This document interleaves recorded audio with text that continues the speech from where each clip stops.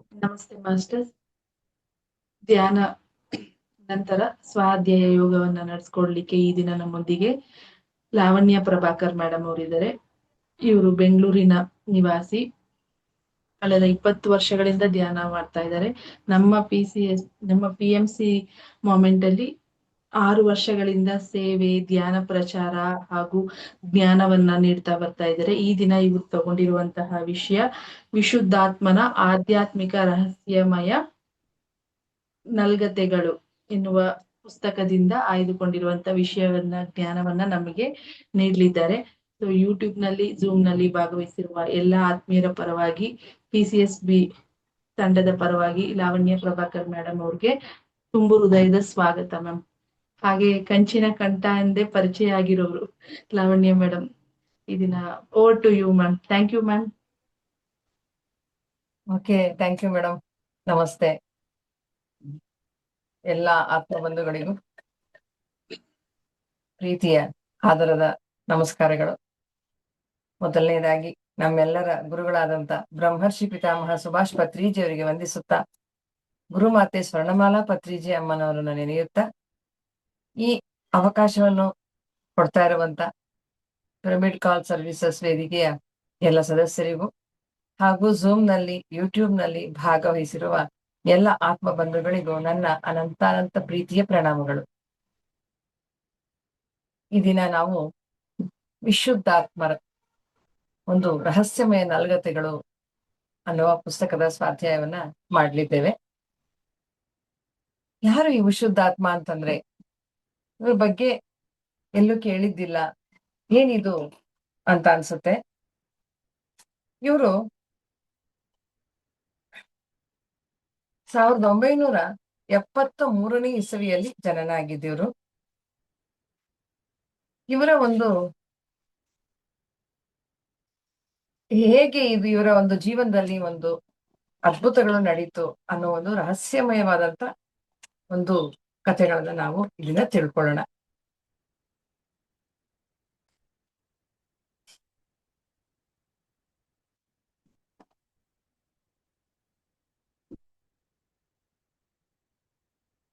ವಿಶುದ್ಧಾತ್ಮರು ಎಲ್ಲಿ ಹುಟ್ಟಿದ್ರು, ಏನ್ ಮಾಡಿದ್ರು, ಅವ್ರ ಕಿರುಪರಿಚಯ ತಿಳ್ಕೊಂಡು ಆ ನಂತರ ಅವರ ಸಾಧನೆಗಳ ಬಗ್ಗೆ ತಿಳ್ಕೊಳ್ಳೋಣ ಸ್ನೇಹಿತರೆ.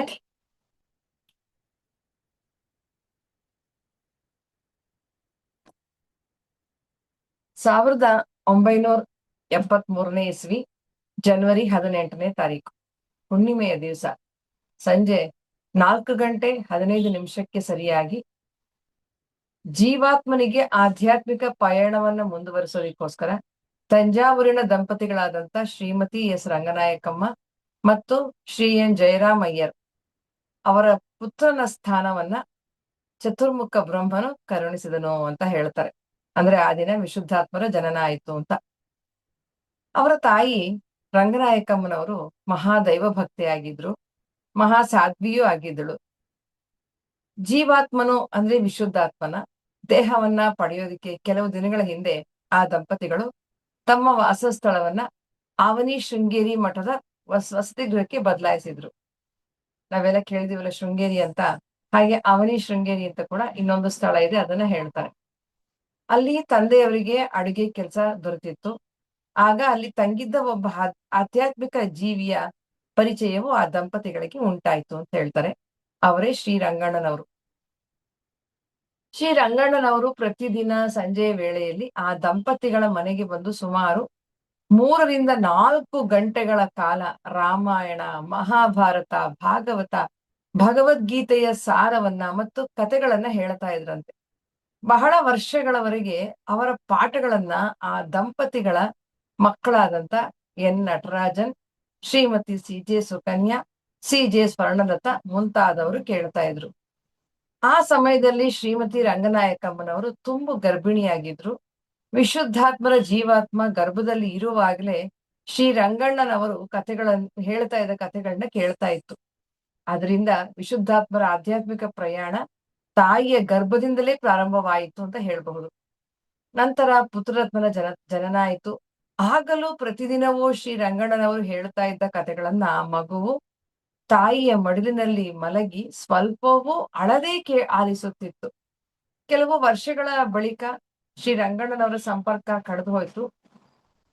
ವಿಶುದ್ಧಾತ್ಮರ ಆಧ್ಯಾತ್ಮಿಕ ಪಯಣವು ಆಶ್ರಮದ ವಾತಾವರಣದಲ್ಲಿ ಬೆಳೆಯಲಿಕ್ಕೆ ಪ್ರಾರಂಭ ಆಯಿತು. ನಂತರ ಆ ದಂಪತಿಗಳು ತಮ್ಮ ನಿವಾಸವನ್ನ ಬದಲಾಯಿಸಿಬಿಟ್ರು. ಸುಮಾರು 12ನೇ ವಯಸ್ಸಿನಲ್ಲಿ ವಿಶುದ್ಧಾತ್ಮರಿಗೆ ಆಧ್ಯಾತ್ಮಿಕ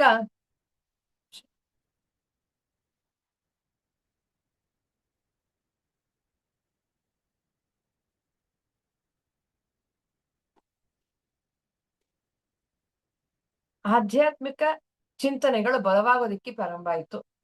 ಕೆಲವು ಆಧ್ಯಾತ್ಮಿಕ ಪುಸ್ತಕಗಳನ್ನ ಓದೋದಿಕ್ಕೆ ತೊಡಗಿದ್ರು. ಶ್ರೀ ಸ್ವಾಮಿ ಶಿವಾನಂದರ, ರಾಮಕೃಷ್ಣ ಪರಮಹಂಸರ ಮತ್ತು ಶ್ರೀ ಶಂಕರರ ಜೀವನ ಚರಿತ್ರೆಯನ್ನ ಓದಲು ಪ್ರಾರಂಭ ಮಾಡಿದ್ರು. ನಂತರ ಅವರ ಸಿದ್ಧಾಂತಗಳನ್ನು ಉಪದೇಶಿಸುವ ಪುಸ್ತಕಗಳನ್ನ ಓದಿದ್ರು. ಆದರೆ ಅವರುಗಳು ಹೇಳಿರುವಂತ ಯಾವುದೇ ವಿಷಯಗಳು ಇವರಿಗೆ ಅರ್ಥವಾಗ್ಲೇ ಇಲ್ಲ. ಆದ್ರಿಂದ ಓದೋದನ್ನ ನಿಲ್ಲಿಸ್ಬಿಟ್ರು. ವಿಶುದ್ಧಾತ್ಮರಿಗೆ ಸುಮಾರು 14ನೇ ವಯಸ್ಸಿನಲ್ಲಿ ಅವರ ತಾಯಿಯವರು ಭಗವಾನ್ ರಮಣ ಮಹರ್ಷಿಯವರ ನಾನು ಯಾರು ಎಂಬ ಒಂದು ಸಣ್ಣ ಹೊತ್ತಿಗೆಯನ್ನು ಕೊಡ್ತಾರೆ. ಅದನ್ನ ಪೂರ್ತಿಯಾಗಿ ಓದಿದಂತ ವಿಶುದ್ಧಾತ್ಮರು ಭಗವಾನ್ ರಮಣರ ಮಾರ್ಗವನ್ನೇ ಅನುಸರಿಸುವುದು ಸೂಕ್ತ ಅಂತ ನಿರ್ಧಾರ ಮಾಡ್ತಾರೆ. ಆದ್ರೆ ಅವ್ರು ಹೇಳಿರುವಂತ ಯಾವುದೇ ವಿಚಾರಗಳು ವಿಶುದ್ಧಾತ್ಮರ ಬುದ್ಧಿಗೆ ನಿಲುಕಲಿಲ್ಲ. ಅಂದ್ರೆ ಅರ್ಥವಾಗ್ತಾ ಇಲ್ಲ ಅವ್ರಿಗೆ ಯಾವ್ದನ್ನು. ಆ ನಂತರ ದಿನಗಳಲ್ಲಿ ಆ ದಂಪತಿಗಳು ಇವರಿಗೆ ಉಪನಯನವನ್ನ ಮಾಡ್ತಾರೆ. ವಿಶುದ್ಧಾತ್ಮರಿಗೆ ಹಿಂದಿನಿಂದಲೂ ವೇದಾಧ್ಯಯನದಲ್ಲಿ ಬಹಳವಾದ ಆಸಕ್ತಿ ಇತ್ತು. ವೇದಾಧ್ಯಯನವನ್ನು ಮಾಡಲು ಪ್ರಾರಂಭ ಮಾಡಿದ್ರು. ಆಗ ಉಪನಿಷತ್ತುಗಳ ಪರಿಚಯವೂ ಆಗತೊಡಗಿತು. ನಂತರ ಮತ್ತೊಮ್ಮೆ ಹಿಂದೆ ಓದಿ ಅರ್ಥವಾಗದೆ ಮುಚ್ಚಿಟ್ಟಿದ್ದ ಪುಸ್ತಕಗಳನ್ನ ಮತ್ತೆ ಓದಲು ಪ್ರಾರಂಭ ಮಾಡುದು. ಸ್ನೇಹಿತರೆ, ಇದೇ ನಮ್ಮ ಜೀವನದಲ್ಲಿ ಆಗಬೇಕಾದಂತ ಕೆಲಸಗಳು. ಒಂದು ಪುಸ್ತಕ ಓದ್ತೇವೆ, ಅರ್ಥವಾಗದೇ ಇದ್ರೆ ಹಾಗೆ ಇಟ್ಟಿರ್ತೀವಿ. ಅಥವಾ ಅರ್ಥವಾಗಿದ್ರು ಕೂಡ ಮತ್ತೆ ಸ್ವಲ್ಪ ದಿನಗಳ ನಂತರ ಮತ್ತೆ ಅದನ್ನ ತೆಗೆದು ಓದಕ್ಕೆ ಪ್ರಾರಂಭ ಮಾಡಿದ್ರೆ ಹೊಸ ಅರ್ಥಗಳು ಬರುತ್ತೆ. ಇನ್ನೂ ಅರ್ಥವಾಗತೊಡಗುತ್ತೆ. ನಮ್ಮ ಸಾಧನೆಯಲ್ಲಿ ಮುಂದಕ್ಕೆ ಹೋಗ್ತಾ ಹೋಗ್ತಾ ನಮಗೂ ಇದರ ಅನುಭವ ಆಗ್ತಾ ಹೋಗುತ್ತೆ. ಯಾವಾಗ ನಾವು ಪುಸ್ತಕಗಳನ್ನ ಪದೇ ಪದೇ ಓದೋದ್ರಿಂದ. ಸುಮಾರು 5 ವರ್ಷಗಳ ಕಾಲ ವೇದಾಧ್ಯಯನವನ್ನ ಮಾಡಿದ್ರು. ನಂತರ ಎಲ್ಲಾ ಮಾರ್ಗಗಳ ಸಾರವನ್ನು ತಮ್ಮ ಮೆದುಳಿನಲ್ಲಿ ಶೇಖರಿಸತೊಡಗಿದರು. ತಮ್ಮ 19ನೇ ವಯಸ್ಸಿನಲ್ಲಿ ಅವರಿಗೆ ಒಂದು ಶ್ರೀ ವಿದ್ಯಾಗಣಪತಿ ಮತ್ತು ಶ್ರೀ ವೀರಾಂಜನೇಯ ಸ್ವಾಮಿ ಸನ್ನಿಧಿಯಲ್ಲಿ ಪೂಜಾ ಕೈಂಕರ್ಯವನ್ನು ಮಾಡುವ ಅವಕಾಶ ದೊರೆಯಿತು. ಒಂದು ದೇವಾಲಯದಲ್ಲಿ ಪೂಜೆ ಮಾಡುವ ಅವಕಾಶ ಸಿಕ್ತು. ಆ ದೇವಾಲಯ ಜಯನಗರದ 4ನೇ ಬಡಾವಣೆಯ ಉಷಾ ವಸತಿ ಸಂಕೀರ್ಣದಲ್ಲಿದೆ. ಉಷಾ ಅಪಾರ್ಟ್ಮೆಂಟ್ ಅಂತ 4th ಬ್ಲಾಕ್ ಅಲ್ಲಿ ಇದೆಯಂತೆ. ಅಂತಹ ಸದವಕಾಶವನ್ನು ಆಗ ಅಲ್ಲಿ ದೇವಸ್ಥಾನದ ಆಡಳಿತ ಮಂಡಳಿಯ ಅಧ್ಯಕ್ಷರಾಗಿದ್ದಂತ ಶ್ರೀ ಎಂ ಸುಂದರೇಶ ಶಾಸ್ತ್ರಿಯವರು ಕಲ್ಪಿಸಿಕೊಟ್ರು. ಆ ವಿದ್ಯಾ ಗಣಪತಿಯ ಒಂದು ಸನ್ನಿಧಾನದಲ್ಲಿದ್ದಾಗ ಸೇವೆಯನ್ನು ಮಾಡುವಾಗ ವಿಶುದ್ಧಾತ್ಮರು ಆಗಾಗ ತನಗೆ ಆತ್ಮಜ್ಞಾನ ಉಂಟಾಗಬೇಕು ಅಂತ ಪ್ರಾರ್ಥನೆ ಮಾಡ್ತಾ ಇದ್ರು. ಅಲ್ಲಿ ಪೂಜೆ ಮಾಡ್ತಾ ಮಾಡ್ತಾ ಅವರಲ್ಲಿ ಆತ್ಮಜ್ಞಾನದ ಬಗ್ಗೆ ಒಂದು ರೀತಿಯ ಹಪಹಪಿಕೆ ಪ್ರಾರಂಭ ಆಗಿತ್ತು. ಕೊನೆಗೆ ಒಂದು ದಿನ ಆ ವಿದ್ಯಾ ಗಣಪತಿಯು ವಿಶುದ್ಧಾತ್ಮರನ್ನು ಅನುಗ್ರಹಿಸಿದನು.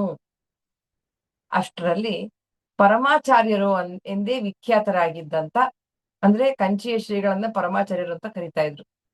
ನಡೆದಾಡುವ ದೇವರು ಅಂತ ಕರಿತಾ ಇದ್ದಂತ ಶ್ರೀ ಚಂದ್ರಶೇಖರ ಸರಸ್ವತಿಯವರು ಅವರ ಜೀವನದ ಚರಿತ್ರೆಯ ಪುಸ್ತಕ ದೊರೆಯುತ್ತೆ ಇವರಿಗೆ.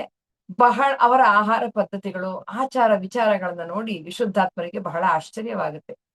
ನಂತರದ ದಿನಗಳಲ್ಲಿ ವಿಶುದ್ಧಾತ್ಮರು ಬಹಳ ಕಷ್ಟಕರವಾದ ಜೀವನವನ್ನು ಸಾಗಿಸ್ತಾ ಬಂದ್ರು. ಆಧ್ಯಾತ್ಮಿಕದಲ್ಲಿ ಪರಿಪೂರ್ಣವಾಗಿ ಮುಂದುವರಿಯಲು ಸಾಧ್ಯವಾಗಲಿಲ್ಲವೆಂಬ ಕೊರಗು ಅವರಿಗೆ ಇತ್ತು.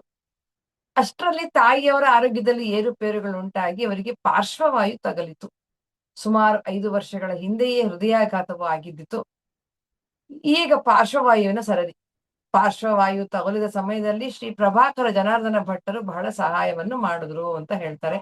ಅವ್ರು ಈಗಲೂ ಕೂಡ ಇಸ್ರೋ ಒಂದು ಕೇಂದ್ರದಲ್ಲಿ ಡೆಪ್ಯೂಟಿ ಡೈರೆಕ್ಟರ್ ಆಗಿದ್ದಾರಂತೆ. ತಾಯಿಯ ಈ ಸ್ಥಿತಿಯಲ್ಲಿ ಹಣಕಾಸಿನ ಕೊರತೆಯು ಬಹಳವಾಗಿ ಇದ್ದಿತು.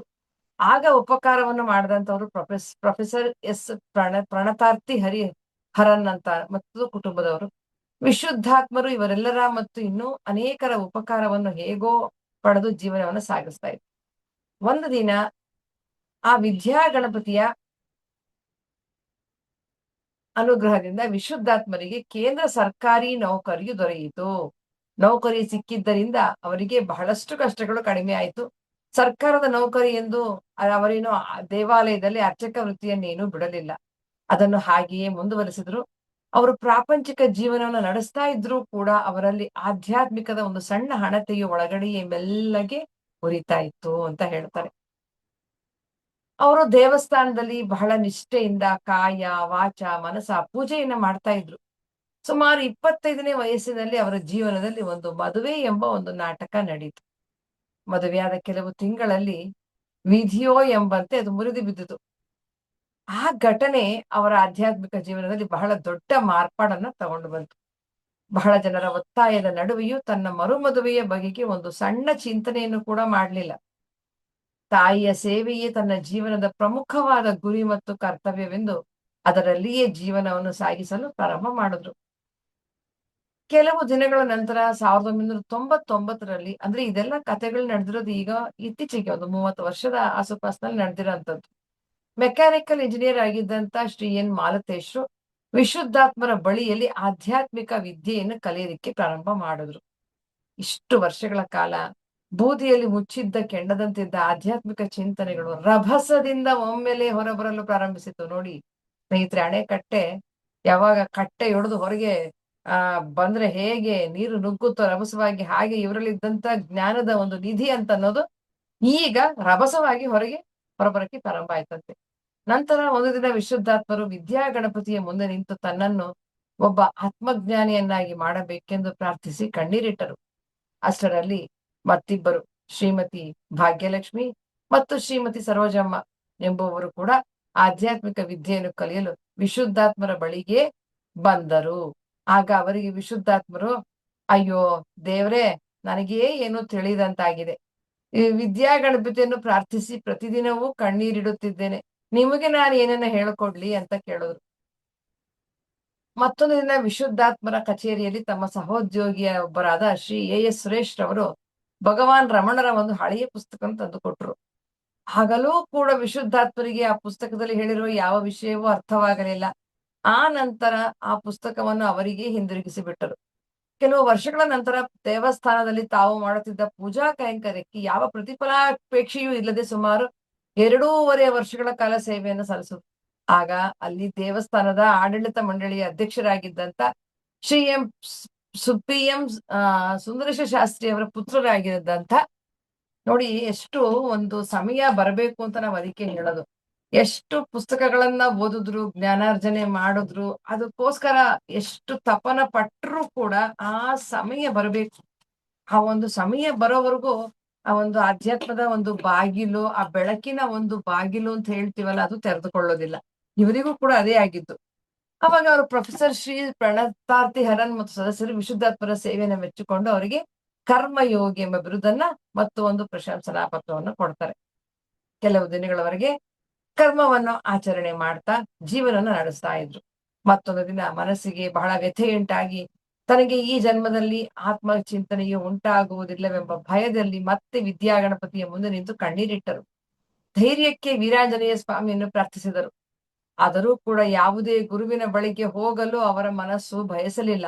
ನಾವು ನೋಡಿದೆ ಹಾಗೆಯೇ ಅವರು ತಮ್ಮ ಶರೀರಕ್ಕೆ 1 ವರ್ಷ ವಯಸ್ಸು ಮುಗಿದಾಗಲೂ ಕೂಡ ಆ ಶರೀರದ ಜನ್ಮದಿನದಂದು 1 ವರ್ಷ ಕಾಲವು ಈ ಜೀವನದಲ್ಲಿ ವ್ಯರ್ಥವಾಗಿ ಮುಗಿದು ಹೋಯ್ತಲ್ಲ, ಆಧ್ಯಾತ್ಮಿಕ ಜೀವನದಲ್ಲಿ ಏನನ್ನೂ ಸಾಧಿಸಲಿಲ್ಲವಲ್ಲ ಅಂತ ಕಣ್ಣೀರಿಡ್ತಾ ಇದ್ರು. ನಾವು ಹಾಗೆ ನೆನ್ಪಿಟ್ಕೋಬೇಕು. ನಮ್ಮ ಜೀವನದಲ್ಲಿ ನಮ್ಮ ಒಂದು ಜನ್ಮದ ಒಂದು ದಿನಾಂಕ ಬಂದ್ರೆ ತುಂಬಾ ಸಂತೋಷ ಪಡ್ತೀವಲ್ಲ.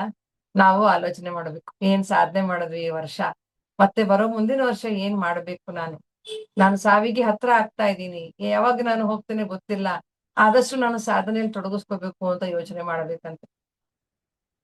ಈಗ ಹೇಳ್ತಾರೆ, ಕೆಲವು ತಿಂಗಳಾದ ಮೇಲೆ ಒಂದು ಪೌರ್ಣಮಿಯ ದಿನದಂದು ಧ್ಯಾನಾಸಕ್ತರಾಗಿದ್ದಾಗ ಅವರ ಆರಾಧ್ಯ ದೈವವಾದ ವಿದ್ಯಾ ಗಣಪತಿಯು ಕಾಣಿಸಿಕೊಂಡು, ನಿನ್ನ ಆಧ್ಯಾತ್ಮಿಕ ಜೀವನದ ಮುಖ್ಯವಾದ ಘಟ್ಟವು ಮುಂದಿನ ಸಂಕಷ್ಟಹರ ಚತುರ್ಥಿಯ ಪೂಜೆಯ ದಿನದಂದು ಪ್ರಾರಂಭವಾಗುವುದು, ಧೈರ್ಯದಿಂದಿರು ಎಂದು ಅನುಗ್ರಹವನ್ನ ಮಾಡಿದ್ರು. 4 ದಿನಗಳಾದ್ಮೇಲೆ ವಿಶುದ್ಧಾತ್ಮರು ಚತುರ್ಥಿಯ ಪೂಜೆಯನ್ನು ವಿದ್ಯಾ ಗಣಪತಿ ಮತ್ತು ವೀರಾಂಜನೇಯರಿಗೆ ಮುಗಿಸಿದ ನಂತರ ಪ್ರಾರ್ಥನೆಯನ್ನು ಮಾಡಿದ್ರು. ಆ ಪ್ರಾರ್ಥನೆಯ ಫಲವಾಗಿ ಅಂದಿನ ರಾತ್ರಿ ಧ್ಯಾನಾಸಕ್ತರಾದಾಗ ಒಂದು ಅಂತರ್ವಾಣಿಯು ಅವರ ಒಂದು ಒಳಗೆ ಒಂದು ಇಂಟ್ಯೂಷನ್ ಅಂತೀವಲ್ಲ, ಅಂತರ್ವಾಣಿ ಅನ್ನೋದು ಬಂತು. ನೀನು ಭಗವಾನ್ ರಮಣರ ಮಾರ್ಗವನ್ನು ಅನುಸರಿಸಬಹುದು. ಇಂದಿನಿಂದ ನಿನ್ನ ಪರೋಕ್ಷ ಗುರುವು ರಮಣನಾಗಿದ್ದಾನೆ.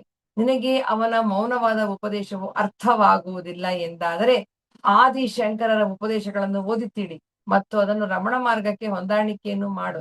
ಮುಂದೆ ಒಂದು ದಿನ ರಮಣನ ಉಪದೇಶ ನಿನಗೆ ಬಹಳ ಸುಲಭವೆನಿಸುವುದು ಎಂದು ನುಡಿಯಿತು. ಅದೇ ಸುದಿನ ಜೀವನದಲ್ಲಿ ತನಗೆ ಬೇಕಾದ ಆತ್ಮಜ್ಞಾನದ ಬಾಗಿಲು ಅಂದು ತೆರೆಯಿತು ಎಂದು ವಿಶುದ್ಧಾತ್ಮರು ಆನಂದ ತುಂದಿಲರಾದರಂತೆ.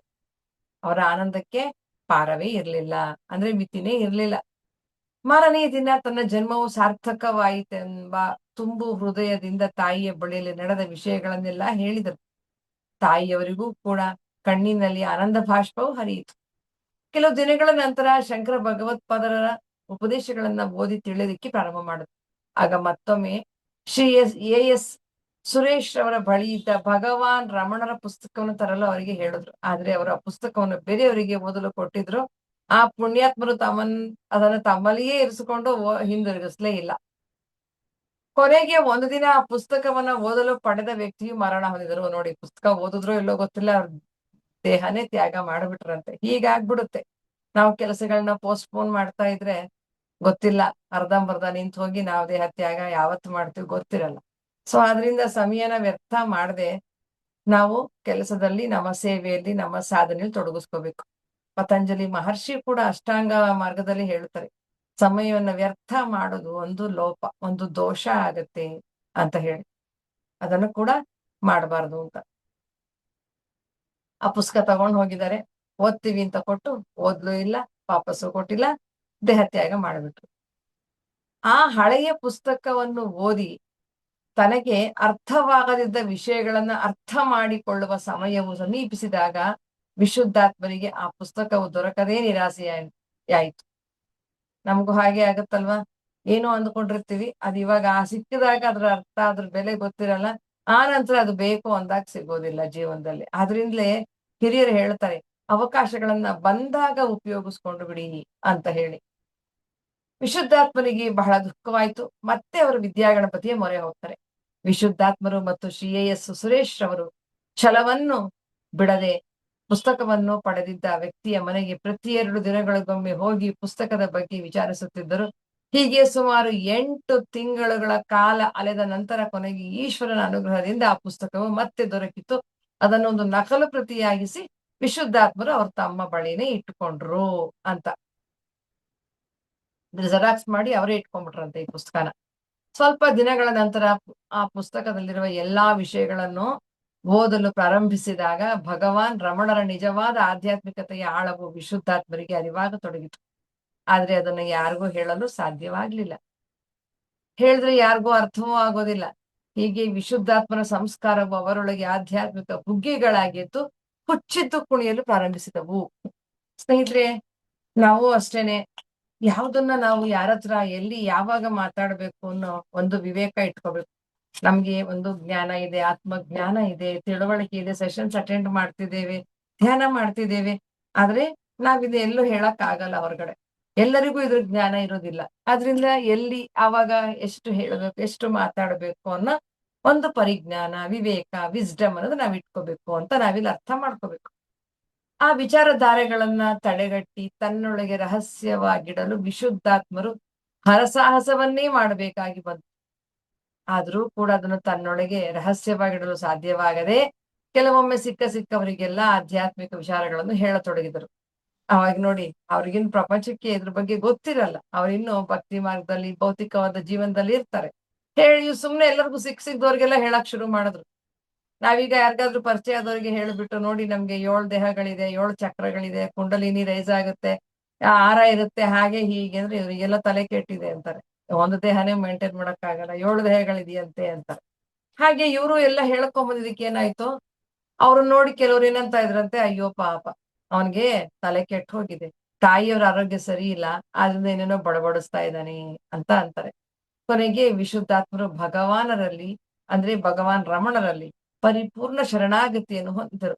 ತನ್ನ ವಿಚಾರಧಾರೆಗಳನ್ನು ತಡೆಗಟ್ಟಿ ತನ್ನ ಜೀವನವನ್ನು ಸರಿದೂಗಿಸಿಕೊಳ್ಳಲು ಉಪಾಯಗಳನ್ನು ಕೇಳಿದ್ರು. ಆಗ ಗುರುವಾದ ಪರೋಕ್ಷ ಗುರು ಆಗಿರಂತ ಶ್ರೀರಮಣರು ಅವರ ಚಿಂತನೆಗಳನ್ನ ತಡೆಗಟ್ಟಿದ್ರು. ನಂತರವಷ್ಟೇ ಅವರಿಗೆ ಸಾಮಾನ್ಯ ಜೀವನಕ್ಕೆ ಹಿಂದಿರುಗಲು ಸಾಧ್ಯವಾಯಿತು. ವಿಶುದ್ಧಾತ್ಮರಿಗೆ ಆಧ್ಯಾತ್ಮಿಕವನ್ನು ಮತ್ತು ಸಂಸಾರವನ್ನು ಒಮ್ಮೆಲೆ ಸರಿತೂಗಿಸಿಕೊಂಡು ಜೀವನವನ್ನು ನಡೆಸುವ ಯುಕ್ತಿಯು ತಿಳಿಯಿತು. ನಮಗೆ ಪತ್ರಿಜಿಯವರು ಬೋಧಿಸಿರೋದು ಅದೇ ಅಲ್ವಾ, ಮಧ್ಯ ಮಾರ್ಗ. ಮಧ್ಯ ಮಾರ್ಗ ಅಂತಂದ್ರೆ ಸಂಸಾರವನ್ನು ನಾವು ಬ್ಯಾಲೆನ್ಸ್ ಮಾಡಬೇಕು, ಆಧ್ಯಾತ್ಮಿಕ ಜೀವನವನ್ನು ನಾವು ತೊಡಗಿಸ್ಕೊಳ್ಬೇಕು ಅನ್ನೋದು ಇಲ್ಲಿ ಅವ್ರು ಹೇಳ್ತಾ ಬಂದ್ರು. ನಂತರ ಉಪನಿಷತ್ತುಗಳ ಸಾರವನ್ನು ತಿಳಿಯೋದಿಕ್ಕೆ ಪ್ರಯತ್ನ ಮಾಡಿದ್ರು. ಆಚಾರ್ಯರು, ಮಹರ್ಷಿಗಳು, ದಾಸವರೇಣ್ಯರು ಹೇಳಿದಂತಹ ಒಳ್ಳೆಯ ಉಪದೇಶಗಳನ್ನ ಸ್ವೀಕರಿಸಿ ಅದರ ಸಾರಗಳನ್ನು ಆಳವಾಗಿ ಅಧ್ಯಯನ ಮಾಡಲು ತೊಡಗಿದರು. ಜೀವನದ ಪ್ರಮುಖ ಘಟ್ಟಗಳಲ್ಲಿ ಪ್ರಾರಬ್ಧವು ಸಂಸಾರದ ರೂಪದಲ್ಲಿ ಬಂದು ಆಧ್ಯಾತ್ಮಿಕ ಚಿಂತನೆಯನ್ನು ಹೆಚ್ಚಿಸಿಕೊಳ್ಳಲು ಮತ್ತು ಶರೀರ ನಾನು ಎಂಬ ಭಾವನೆಯಿಂದ ಹೊರಬರಲು ಸಹಕರಿಸಿದವು ಅಂತ ಹೇಳ್ತಾರೆ. ಅಂದ್ರೆ ಹಲವಾರು ಜನ ಮಹರ್ಷಿಗಳು, ದಾಸರು ಅಂತಂದಾಗ ನಮ್ಗೆ ಕನಕದಾಸರು, ಪುರಂದರದಾಸರು, ಹಲವಾರು ದಾಸರು ಬರ್ತಾರೆ. ಅವರೆಲ್ಲರ ಒಂದು ಹೇಳಿದಂತಹ ಉಪದೇಶಗಳನ್ನ, ಅದರ ಸಾರವನ್ನ ಆಳವಾಗಿ ಅಧ್ಯಯನ ಮಾಡೋದ್ರಿಂದ, ಹೊರಗಡೆ ನೋಡೋದು ಒಂದು ಅರ್ಥ ಇದ್ರೆ ಆಳವಾಗಿ ನಾವು ಒಳಗ್ ಹೋದಾಗ ಇನ್ನೊಂದು ಅರ್ಥ ಕಾಣಿಸುತ್ತಲ್ಲ, ಅದನ್ನೇ ಹೇಳೋದು ನಾವು ನಿಗೂಢವಾದಂತ ಅರ್ಥ ಅಂತ ಹೇಳಿ. ಆ ಅರ್ಥಗಳು ಇವ್ರಿಗೆ ಅವಾಗ ಅರ್ಥ ಆಗೋದಕ್ಕೆ ಪ್ರಾರಂಭ ಆಯ್ತು. 2005 ಇಸವಿಯ ಮಾರ್ಚ್ ತಿಂಗಳಲ್ಲಿ ವಿಶುದ್ಧಾತ್ಮರ ತಂದೆಯವರು ತಮ್ಮ ಶರೀರ ತ್ಯಾಗವನ್ನು ಮಾಡುವ ಸಮಯದಲ್ಲಿ ಸುಮಾರು 21 ದಿನಗಳ ಕಾಲ ಹಾಸಿಗೆಯನ್ನು ಹಿಡಿದಿದ್ರು. ತಂದೆಯವರಿಗೆ ಸುಮಾರು 90 ವರ್ಷಗಳ ವಯಸ್ಸಾಗಿತ್ತು. ಆದ್ರೂ ಕೂಡ ಅವರಿಗೆ ಶರೀರದಲ್ಲಿ ಯಾವುದೇ ವ್ಯಾಧಿಗಳಿರಲಿಲ್ಲ. ಶರೀರವನ್ನು ಬಿಡುವ ಸಮಯದಲ್ಲಿ ಆ ಶರೀರವು ಯಾವ ರೀತಿಯಲ್ಲಿ ಪ್ರತಿದಿನವೂ ಕ್ಷೀಣಿಸುತ್ತದೆ ಎಂಬುದನ್ನು ತನ್ನ ತಾಯಿಯವರಿಗೂ, ಮಾಲತೇಶರಿಗೂ, ಇನ್ನಿತರ ಶಿಷ್ಯರಾದಂತ ನಮಗೆಲ್ಲರಿಗೂ ಶರೀರದ ನಶ್ವರತೆಯ ಬಗೆಗೆ ಪಾಠಗಳನ್ನು ವಿಶುದ್ಧಾತ್ಮರು ನಡೆಸಿದರು. ನೋಡಿ, ಎಂತಹ ಅದ್ಭುತ ಅಲ್ವಾ. ತಂದೆಗೆ ವಯಸ್ಸಾಗಿದೆ, ಅವ್ರಿಗೆ ಯಾವುದೇ ವ್ಯಾಧಿಗಳಿರ್ಲಿಲ್ಲ. ಆದ್ರೆ ಶರೀರವನ್ನು ಬಿಡುವ ಸಮಯದಲ್ಲಿ ಶರೀರ ಕ್ಷೀಣಿಸ್ಬೇಕಲ್ಲ, ಕುಗ್ಗಬೇಕಲ್ಲ, ಅದ್ ಯಾವ ರೀತಿ ಆಗ್ತಾ ಇದೆ ಅನ್ನೋದನ್ನ ತಾಯಿಯವರಿಗೆ ಹಾಗೂ ಬೇರೆ ಶಿಷ್ಯರಿಗೆ ಎಲ್ಲಾರ್ಗೂ ಲೈವ್ ಡೆಮೋ ಪಾಠ ಕೊಟ್ಬಿಟ್ರಂತೆ. ಇಷ್ಟು ವರ್ಷಗಳ ಕಾಲವೂ ಅವರ ಬಂಧುಗಳಿಗೆ ವಿಶುದ್ಧಾತ್ಮರು ತಮ್ಮ ಆಧ್ಯಾತ್ಮಿಕ ವಿಷಯವನ್ನ ತಿಳಿಸಿರಲಿಲ್ಲ. ತಂದೆಯವರ ದೇಹಾಂತ್ಯದ ಸಮಯದಲ್ಲಿ ಎಲ್ಲವೂ ಒಂದೊಂದಾಗಿ ಹೊರಬರಲು ಪ್ರಾರಂಭವಾಯಿತು. ಶಿಷ್ಯರ ವೃಂದವು ಬೆಳೆಯತೊಡಗಿತು. ನಂತರದ ದಿನಗಳಲ್ಲಿ ದೇವಾಲಯದಲ್ಲಿ ನಡೆಯುತ್ತಿದ್ದಂತ ಪಾಠ ಪ್ರವಚನಗಳು ನಿಂತು ಹೋಗಿ ಅದು ಮನೆಯಲ್ಲಿಯೇ ಪ್ರಾರಂಭವಾಯಿತು. ಈಗ ಮನೆಯೇ ಸೆಂಟರ್ ಆಗೋಯ್ತು. ದೇವಸ್ಥಾನದಲ್ಲಿ ನಡೆಸ್ತಾ ಇದ್ರಲ್ಲ, ಮನೆಯಲ್ಲೇ ನಡೆಯಕ್ ಶುರುವಾಗೋಯ್ತು. ಈಗ ತಾಯಿಯು ಕೂಡ ವಿಶುದ್ಧಾತ್ಮರನ್ನು ತನ್ನ ಆಧ್ಯಾತ್ಮಿಕ ಗುರುವೆಂದು ಸ್ವೀಕರಿಸಿದಳು. ತಾಯಿಯು ತನ್ನ ಆರಾಧ್ಯ ದೈವವಾದ ಚಿದಂಬರ ನಟರಾಜನಲ್ಲಿ ಆತ್ಮಜ್ಞಾನಕ್ಕಾಗಿ ಪ್ರಾರ್ಥನೆಯನ್ನು ಸಲ್ಲಿಸಿದಳು. ಅವಳ ಆಕಾಂಕ್ಷೆಯು ನಿಧಾನವಾಗಿ ಫಲಿಸತೊಡಗಿತು. ವಿಶುದ್ಧಾತ್ಮರು ತನ್ನ ಗರ್ಭದಲ್ಲಿದ್ದಾಗ ಶ್ರೀರಂಗಣ್ಣನವರು ಹೇಳಿದ ಕಥೆಗಳನ್ನು, ಉಪದೇಶಗಳನ್ನು ಸ್ಮರಿಸಿಕೊಳ್ಳಲು ಪ್ರಾರಂಭಿಸಿದಳು. ಅಂದ್ರೆ ವಿಶುದ್ಧಾತ್ಮರು ಗರ್ಭದಲ್ಲಿದ್ದಾಗ ಇವ್ರ ಮನೆಯಲ್ಲಿ 4 ವರ್ಷಗಳ ಎಷ್ಟೋ ಸಮಯ ಆ ರಂಗಣ್ಣನವ್ರು ಬಂದು ಪ್ರತಿದಿನ, ನಾವ್ ಹಿಂದೆ ಯಾವಾಗ್ಲೇ ಕೇಳಿಸ್ಕೊಂಡ್ವಲ್ಲ, ಪ್ರತಿದಿನ ರಾಮಾಯಣ, ಮಹಾಭಾರತ, ಭಾಗವತ, ಭಗವದ್ಗೀತೆ ಇದನ್ನೆಲ್ಲ ಹೇಳ್ತಾ ಇದ್ರು ಅಂತ. ಅದನ್ನೆಲ್ಲ ಆಗ ಗರ್ಭದಲ್ಲಿದ್ದಂತ ಶಿಶು ವಿಶುದ್ಧಾತ್ಮ ಈಗ ಅವರೇ ಪಾಠ ಮಾಡ್ತಾ ಇದಾರೆ ನೋಡಿ. ಆಗ ಅದನ್ನೆಲ್ಲ ಈಗ ಅವರಮ್ಮ ರಂಗಣ್ಣ ಹೇಳಿದ ಪಾಠಕ್ಕೂ ಮಗ ಹೇಳ್ತಾರ ಪಾಠಕ್ಕೂ ತಾಳೆ ಹಾಕಿ ಎರಡನ್ನು ಹೋಲಿಸ್ಕೊಂಡು ಅರ್ಥ ಮಾಡ್ಕೊಳ್ಳೋಕೆ ಪ್ರಾರಂಭ ಮಾಡಿದ್ರಂತೆ. ಈಶ್ವರನ ಅನುಗ್ರಹದಿಂದಲೂ ಮತ್ತು ಗುರುವಿನ ಆಶೀರ್ವಾದದಿಂದಲೂ ಅವಳಿಗೆ ಮೆಲ್ಲಗೆ ಶ್ರೀರಮಣರ ಉಪದೇಶವು, ಅದಕ್ಕೆ ವಿಶುದ್ಧಾತ್ಮನ ವಿವರಣೆಗಳು ಅರ್ಥವಾಗತೊಡಗಿದವು ಅಂತ. ಆ ದಿನಗಳಲ್ಲಿ ವಿಶುದ್ಧಾತ್ಮರು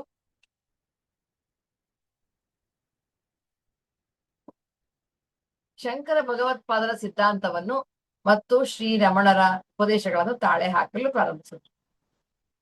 ಶಂಕರ ಭಗವತ್ಪಾದರು ಅಂದ್ರೆ ಆದಿಶಂಕರಾಚಾರ್ಯರು. ಮತ್ತೊಂದು ಸುದಿನದಂದು ವಿಶುದ್ಧಾತ್ಮನ ಪರೋಕ್ಷ ಗುರುವಾದ ಪರೋಕ್ಷ ಗುರು ಅಂತಂದ್ರೆ ರಮಣ ಮಹರ್ಷಿಗಳು, ಭಗವಾನ್ ರಮಣರು ಶಂಕರರ ಸಿದ್ಧಾಂತವನ್ನು, ತನ್ನ ಅನುಭವದ ಮಾರ್ಗವನ್ನು ಎರಡನ್ನೂ ಒಂದಾಗಿ ಸೇರಿಸಿ ಅನುಸರಿಸಲು ವಿಶುದ್ಧಾತ್ಮರಿಗೆ ಅನುಮತಿಯನ್ನ ಕೊಟ್ಟರು ಅಂತ. ಅಲ್ಲಿಂದ ಮುಂದಕ್ಕೆ ವಿಶುದ್ಧಾತ್ಮರು ಸುಮಾರು ವರ್ಷಗಳ ಕಾಲ ತಾಯಿಗೆ ಮತ್ತು ನಮ್ಮೆಲ್ಲರಿಗೂ ತಮ್ಮದೇ ಆದ ಶೈಲಿಯಲ್ಲಿ ಪಾಠಗಳನ್ನು ಮಾಡಿದರು. ಆ ಪಾಠಗಳಲ್ಲಿ ಮುಖ್ಯವಾದವು ಎಂದರೆ ಸೃಷ್ಟಿ, ಶರೀರಶಾಸ್ತ್ರ, ತಾಯಿಯ ಮಹತ್ವ, ತಾಯಿಯ ಹಾಲಿನ ಮಹತ್ವ, ಅದ್ವೈತ, ಬ್ರಹ್ಮಸೂತ್ರ ಭಾಷ್ಯಗಳಲ್ಲಿ ಕೆಲವು ಸಣ್ಣ ಸಣ್ಣ ಭಾಗಗಳು, ಸತ್ಸಂಗದ ನಿಜವಾದ ಅರ್ಥ, ಭಜಗೋವಿಂದ, ಜೀವಾತ್ಮನ ಪಾಠಗಳು, ಮಾಯೆ, ವಿಷ್ಣು ಸಹಸ್ರನಾಮದ ಒಳ ಅರ್ಥಗಳು, ಲಲಿತಾ ಸಹಸ್ರನಾಮದ ಒಳ ಅರ್ಥಗಳು, ವಿವೇಕ ಚೂಡಾಮಣಿಯ ಕೆಲವು ಆಯ್ದ ಭಾಗಗಳು, ಶ್ರವಣ ಮನನ ನಿಧಿಧ್ಯಾಸನ ಆತ್ಮ ಸಾಕ್ಷಾತ್ಕಾರದಂತಹ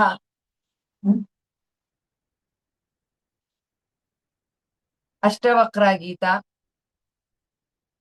ಸೌಂದರ್ಯ ಲಹರಿ. ನೋಡಿ ಎಷ್ಟೆಲ್ಲ ಇದೆ ನಮ್ಮ ವಾಗ್ಮಯ ಪ್ರಪಂಚದಲ್ಲಿ ನಮ್ಮ ಒಂದು ಆಧ್ಯಾತ್ಮಿಕ ಹಸುವನ್ನು ತಣಿಸ್ಲಿಕ್ಕೆ ಅಂತ ಹೇಳ್ಬೋದು.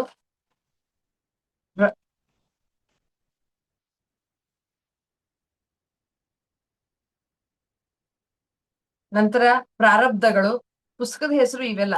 ಪ್ರಾರಬ್ಧಗಳು, ಯೋಗ ವಾಸಿಷ್ಠ, ಗುರು, ಆತ್ಮನೇ ಗುರು, ಸನ್ಯಾಸದ ಮಹತ್ವಗಳು, ಉಪನಿಷತ್ತುಗಳು, ಅವುಗಳ ಕೆಲವು ಆಯ್ದ ಭಾಗಗಳು, ಜಗತ್ತಿನ ಎಲ್ಲಾ ಆಚಾರ್ಯರು ಹೇಳಿರುವಂತ ಶರೀರದ ಅಹಂ ಭಾವನೆಯನ್ನು ಕಳೆದುಕೊಳ್ಳುವುದರ ಬಗ್ಗೆ, ಸಂಸಾರಿಗಳು ಆಧ್ಯಾತ್ಮಿಕ ಜೀವನ ನಡೆಸಬೇಕಾದರೆ ಅವರು ಅನುಸರಿಸಬೇಕಾದ ಅತ್ಯಂತ ಪ್ರಮುಖವಾದ ವಿಷಯಗಳು, ಪ್ರತ್ಯಕ್ಷ ಗುರುವಿನ ಅವಶ್ಯಕತೆ, ಯಾರು ಮಾತ್ರ ಪರೋಕ್ಷ ಗುರುವನ್ನು ಅನುಸರಿಸಬಹುದು ಎಂಬ ಇನ್ನೂ ಅನೇಕ ವಿಧವಾದ ವಿಷಯಗಳ ಬಗ್ಗೆ ಪಾಠ ಮಾಡ್ತಾ ಇದ್ರಂತೆ.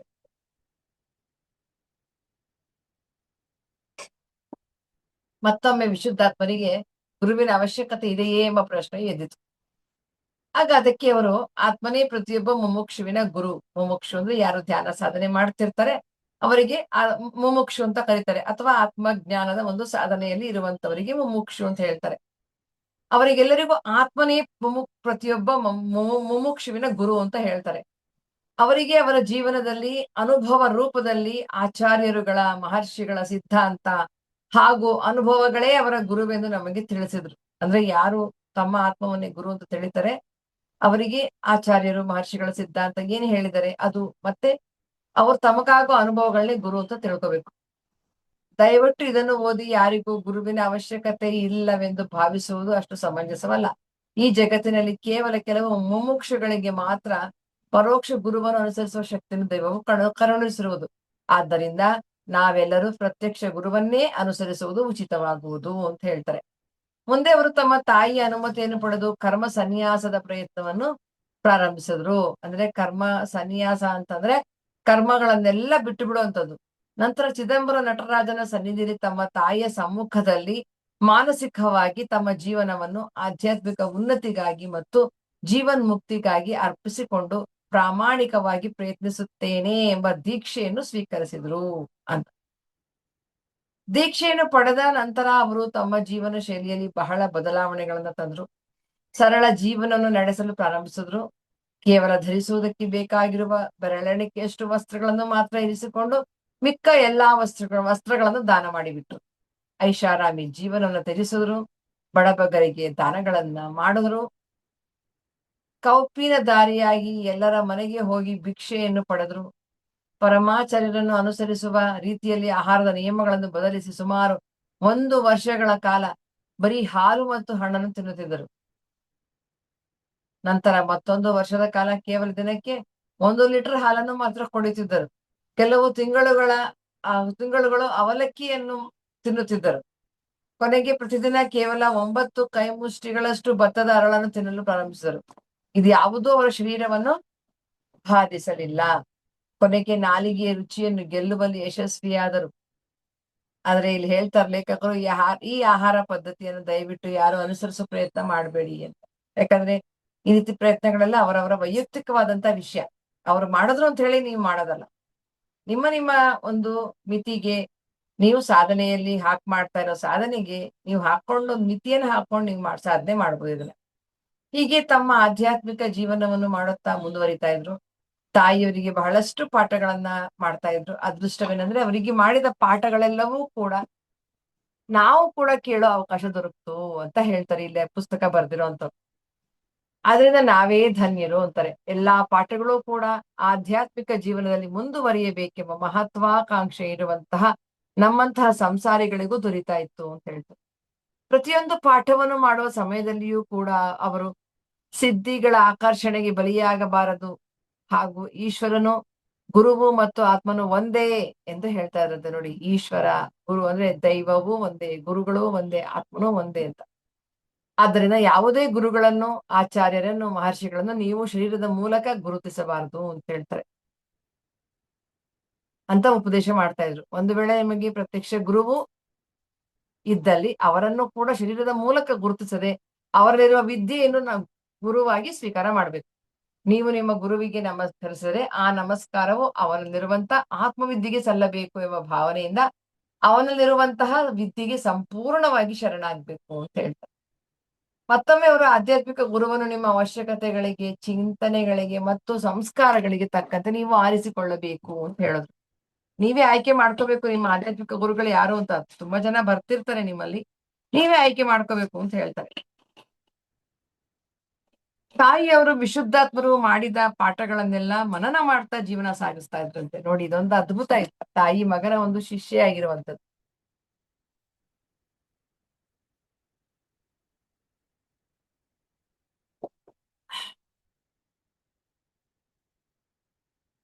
ಕೊನೆಗೆ ಅವರ ಅಂತ್ಯಕಾಲವು ಸಮೀಪಿಸಿತು. ಅವರ ಅಂತ್ಯಕಾಲದಲ್ಲಿ ಬಹಳಷ್ಟು ಅದ್ಭುತಗಳು ನಡೆದವು. ಹೀಗೆ ವಿಶುದ್ಧಾತ್ಮರು ತಮ್ಮ ಆಧ್ಯಾತ್ಮಿಕ ಜೀವನವನ್ನು ಮುಂದುವರಿಸುವಾಗ ಅವರಿಗೆ ಕುಂಡಲಿನಿ ಶಕ್ತಿಯು ಜಾಗೃತವಾಗಿ ಅದು ಮೇಲಕ್ಕೆ ಹೊರಟು ವಿಶುದ್ಧಿ ಚಕ್ರದಲ್ಲಿ ಬಂದು ನಿಂತಿತು.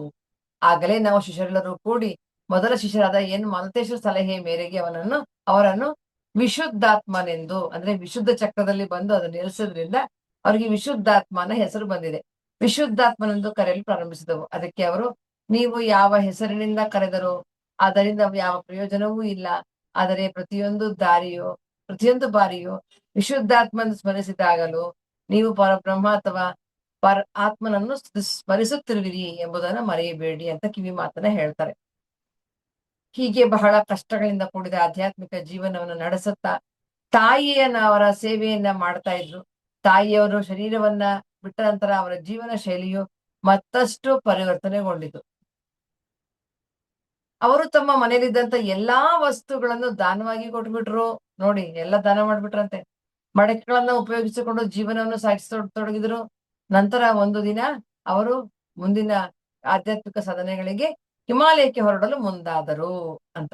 ಅವರ ಆಧ್ಯಾತ್ಮಿಕ ಜೀವನ ಚರಿತ್ರೆಯಿಂದ ಕೈವಲ್ಯೋಪನಿಷತ್ನಲ್ಲಿ ಹೇಳುವಂತಹ ಒಂದು ಮಾತು, ನ ಕರ್ಮಣ ನ ಪ್ರಜಯ ಧನೇನ ತ್ಯಾಗೇನೈಕೆ ಅಮೃತತ್ವ ಮಾನಶುಹು ಎಂಬುದರ ನಿಜವಾದ ಅರ್ಥ ಮತ್ತು ಅದನ್ನ ಜೀವನದಲ್ಲಿ ಹೀಗೆ ನಮ್ಮೆದುರಿಗೆ ನಮ್ಮ ಗುರುಗಳಾದಂತ ವಿಶುದ್ಧಾತ್ಮರು ನಿಧಾನವಾಗಿ ರೂಢಿಸ್ಕೊಂಡ್ರು ಎಂಬುದರಿವು ನಮಗೆ ಈಗ ಉಂಟಾಗಿದೆ ಅಂತ. ಇದನ್ನೆಲ್ಲ ಬರೆದವ್ರು ಯಾರಪ್ಪ ಅಂದ್ರೆ ವಿಶುದ್ಧಾತ್ಮರ ಒಂದು ಆತ್ಮೀಯರ ವೃಂದ. ಅವ್ರು ಇದನ್ನೆಲ್ಲ ಬರೀತಾರೆ.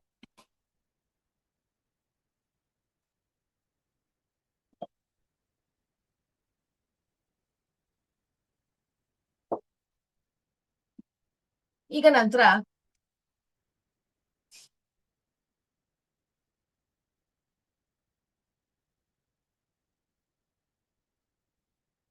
ಈ ಪುಸ್ತಕ ಹೇಗೆ ಬಂತು, ಇದು ವಿಶುದ್ಧಾತ್ಮರ ಒಂದು ಪರಿಚಯ. ಆದ್ರೆ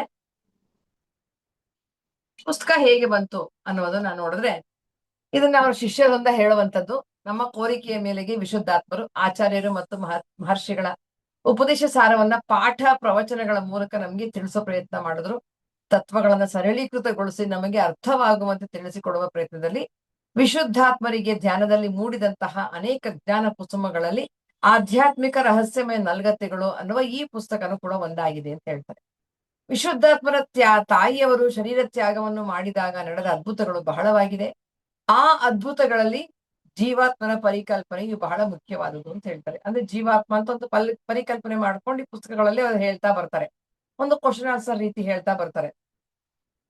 ಜೀವಾತ್ಮನು ಶರೀರವನ್ನು ಬಿಟ್ಟು ಅವನು ಮಾಡಿರುವ ಪುಣ್ಯದ ಫಲವಾಗಿ ಅವನನ್ನು ಶಿವಗಣಗಳು ಶಿವಲೋಕಕ್ಕೆ ಕರೆದುಕೊಂಡು ಹೋದವು. ಕಲ್ಪನೆ ಇದು. ಅಲ್ಲಿ ಅವನನ್ನು ಹಲವು ಪ್ರಶ್ನೆಗಳನ್ನು ಕೇಳಿದರು. ಅದಕ್ಕೆ ಅವನು ಸಮಂಜಸವಾಗಿ ಉತ್ತರಿಸಿ ತನ್ನ ಮುಂದಿನ ಆಧ್ಯಾತ್ಮಿಕ ಪ್ರಯಾಣವನ್ನು ಮುಂದುವರಿಸಲು ಏನು ಮಾಡಿದನು ಎಂಬ ಕುತೂಹಲಕಾರಿಯಾದ ಮತ್ತು ರಹಸ್ಯವಾದ ಒಂದು ಘಟನೆಯನ್ನ ಹೇಳಲು ಪ್ರಾರಂಭಿಸುವ ಮುನ್ನವೇ ನಮಗೆ ವಿಶುದ್ಧಾತ್ಮರು ಒಂದು ಎಚ್ಚರಿಕೆಯನ್ನು ಕೊಟ್ಟರು. ಅದೇನೆಂದರೆ, ಈ ಕೆಳಗಿನ ಘಟನೆಯು ಸತ್ಯವೇ ಅಥವಾ ಸುಳ್ಳೇ, ಇದನ್ನು ನಂಬುವುದು ಹೇಗೆ ಎಂದೆಲ್ಲ ತರ್ಕವನ್ನು ಮಾಡುತ್ತಾ ಕೂರಬೇಡಿ. ಅದರಲ್ಲಿ ನಿಮಗೆ ಉಪದೇಶಿಸುವ ನಿಜವಾದ ಮತ್ತು ಮುಖ್ಯವಾದ ಸಂದೇಶಗಳನ್ನು ಮನನ ಮಾಡಿರಿ ಅಂತ ಹೇಳಲಾಯ್ತು. ಅವಾಗ ಈ ಘಟನೆಯ ವಿವರವನ್ನು ವಿಶುದ್ಧಾತ್ಮರ ನುಡಿಯಲ್ಲಿ ಕೇಳೋಣ. ಶಿವಲೋಕಕ್ಕೆ ಹೋಗ್ತಾರಂತೆ ವಿಶುದ್ಧಾತ್ಮರು. ಅವಾಗ ಅವರು ಶಿವನನ್ನ ಏನು ಪ್ರಶ್ನೆ ಕೇಳಿದ್ರು, ಶಿವ ಈ ಜೀವಾತ್ಮನಾಗಿರುವಂತ ವಿಶುದ್ಧಾತ್ಮರಿಗೆ ಏನು ಉತ್ತರ ಕೊಡ್ತಾರೆ ಅನ್ನೋದನ್ನ ಇಲ್ಲಿ ಪುಸ್ತಕದಲ್ಲಿ ಬರೀತಾ ಬರ್ತಾರೆ. ಶಿವಗಣ, ಶಿವಲೋಕದಲ್ಲಿಯೇ ನೀನು ಪರಮಶಿವನ ಸಾನ್ನಿಧ್ಯದಲ್ಲಿ ಇರುವಂತಹ ಅವಕಾಶವನ್ನು ಕೊಡುವೆವು, ಅದಕ್ಕೆ ನಿನ್ನ ಅಭಿಪ್ರಾಯವೇನು? ವಿಶುದ್ಧಾತ್ಮರಿಗೆ ಶಿವಲೋಕಕ್ಕೆ ಹೋದಾಗ ಶಿವಗಣಗಳು ಕೇಳಿದಂತ ಪ್ರಶ್ನೆ, ನಿನಗೆ ಶಿವನ ಸಾನ್ನಿಧ್ಯದಲ್ಲಿ ಇರೋದಿಕ್ಕೆ ಅವಕಾಶ ಕೊಡ್ತೀವಿ ಅಂತ. ಅದಕ್ಕೆ ಜೀವಾತ್ಮನಾಗಿದ್ದಂತ ವಿಶುದ್ಧಾತ್ಮ ಏನ್ ಹೇಳ್ತಾರೆ, ಶಿವಲೋಕದಲ್ಲಿ ಶಿವ ಸಾನ್ನಿಧ್ಯದಲ್ಲಿ ಇರುವುದು ಎಂದರೆ ಬಹಳ ಆನಂದಕರ ವಿಷಯವೇ, ಆದ್ರೆ ನಾನು ಶಿವನ ಅನುಗ್ರಹಕ್ಕಾಗಿ ಮತ್ತು ಜೀವನ್ಮುಕ್ತಿಗಾಗಿ ಪ್ರಯತ್ನಿಸುವೆನು. ನಾನೇನಾದರೂ ಇಲ್ಲಿಯೇ ಉಳಿದು ಬಿಟ್ಟರೆ ನನ್ನ ಆಧ್ಯಾತ್ಮಿಕ ಪ್ರಯತ್ನಗಳು ನಿಂತು ಹೋಗುತ್ತವೆ. ಯಾವುದೇ ಲೋಕದಲ್ಲಿ ಇದ್ದರೂ ಕೂಡ ಮುಂದೊಂದು ದಿನ ನಾನು ಶೇಖರಿಸಿರುವ ಪುಣ್ಯಗಳೆಲ್ಲವೂ ಪರಿಪೂರ್ಣವಾಗಿ ಒಂದಾದ ಮೇಲೆ ಮತ್ತೆ ನಾನು ಭೂಲೋಕಕ್ಕೆ ತೆರಳಲೇಬೇಕು. ಅದರಿಂದ ನನ್ನನ್ನು ಕ್ಷಮಿಸಿ, ನಾನು ಈಶ್ವರಾನುಗ್ರಹ ಮಾತ್ರ ಬೇಡ್ತೀನಿ ಅಂತ ಹೇಳ್ತಾರೆ. ಶಿವಗಣ ಅವಾಗ ಹೇಳುತ್ತೆ, ನೀನು ಆತ್ಮಚಿಂತನೆಯನ್ನು ಮಾಡುವಿನ ಗುರುವಿನ ಸತ್ಸಂಗವನ್ನು ಮಾಡಿರುವುದರಿಂದ ಅವನಿಂದ ಬಹಳಷ್ಟು ಕಲಿತು ನೀನು ಆಧ್ಯಾತ್ಮಿಕ ಜೀವನದಲ್ಲಿ ಮುಂದುವರಿದಿರುವುದರಿಂದ ನಿನ್ನಲ್ಲಿರುವಂತ ಸಣ್ಣ ಪುಟ್ಟ ಕೊರತೆಗಳನ್ನ ಮನ್ನಿಸಿ ನಿನಗೆ ಮುಕ್ತಿಯನ್ನು ಕರುಣಿಸುವೆವು, ಅದಕ್ಕೆ ನಿನ್ನ ಅಭಿಪ್ರಾಯವೇನು ಅಂತ ಕೇಳ್ತಾರೆ. ಜೀವಾತ್ಮನಾಗಿರುವಂತ ವಿಶುದ್ಧಾತ್ಮ ಹೇಳ್ತಾರೆ, ನೀವು ನನಗೆ ತೋರುತ್ತಿರುವಂತ ಅಪಾರ ಕರುಣೆಗೆ ನಾನು ಚಿರಋಣಿಯಾಗಿದ್ದೇನೆ.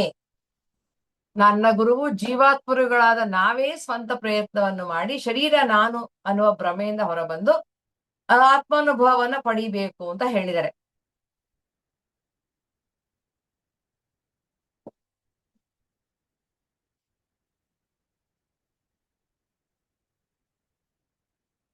ಈಗ ಅದು ಭೂಲೋಕದಲ್ಲಿ ಮಾತ್ರ ಸಾಧ್ಯ ಆಗುತ್ತೆ ಅಂತ ಉಪದೇಶ ಮಾಡಿದ್ದಾರೆ. ಆದ್ರಿಂದ ನಾನು ಸಪ್ರಯತ್ನಕ್ಕೆ ಬೆಲೆ ಕೊಡ್ತೀನಿ, ನೀವು ನನಗೆ ಈ ರೀತಿ ಸಹಾಯ ಮಾಡೋದ್ ಬೇಡ ಅಂತ ಶಿವಗಣಗಳು ಹೇಳಿದಕ್ಕೆ ಅವ್ರಿಗೆ ತಿರಸ್ಕರಿಸ್ಬಿಡ್ತಾರೆ. ಅದನ್ನ ಶಿವಗಣಗಳು ಕೇಳ್ತಾರೆ, ಸ್ವರ್ಗಲೋಕವನ್ನ ಸೇರಿ ಕೊನೆಯ ಪಕ್ಷ 1000 ವರ್ಷಗಳು ಸುಖವನ್ನು ಅನುಭವಿಸಬಹುದು, ಇದಕ್ಕೆ ನಿನ್ನ ಅಭಿಪ್ರಾಯ ಏನು ಅಂತ. ನೋಡಿ, ಸ್ವರ್ಗ ಸುಖ ಎಲ್ಲ ಆಸೆಗಳನ್ನ ತೋರಿಸ್ತಾ ಇದ್ದಾರೆ, ಪರೀಕ್ಷೆ ಮಾಡ್ತಾ ಇದಾರೆ ಇವ್ರನ್ನ. ಅದಕ್ಕೆ ಇವ್ರು ಹೇಳ್ತಾರೆ ವಿಶುದ್ಧಾತ್ಮರು, ಸ್ವರ್ಗ ಸುಖವು ಅಶಾಶ್ವತ, ಅಲ್ಲಿ ಕೇಳಿದ್ದೆಲ್ಲವೂ ಕೂಡ ಸಿಗಬಹುದು, ಆದರೆ ಅಲ್ಲಿ ಆತ್ಮಜ್ಞಾನಕ್ಕೆ ದಾರಿ ಮಾಡುವಂತಹ ಮಾನವ ಜನ್ಮವು ದೊರೆಯುವುದಿಲ್ಲ. ಅದಾಗಲೇ ನನ್ನ ಗುರುವು ಆತ್ಮನ ಆನಂದವೇ ಎಲ್ಲ ಆನಂದಕ್ಕಿಂತ ಮತ್ತು ಎಲ್ಲಾ ಸುಖಕ್ಕಿಂತ ಮಿಗಿಲಾದುದು ಎಂದು ನಮಗೆ ತಿಳಿಸಿಕೊಟ್ಟಿರುವರು ಅಂತ ಹೇಳ್ತಾರೆ.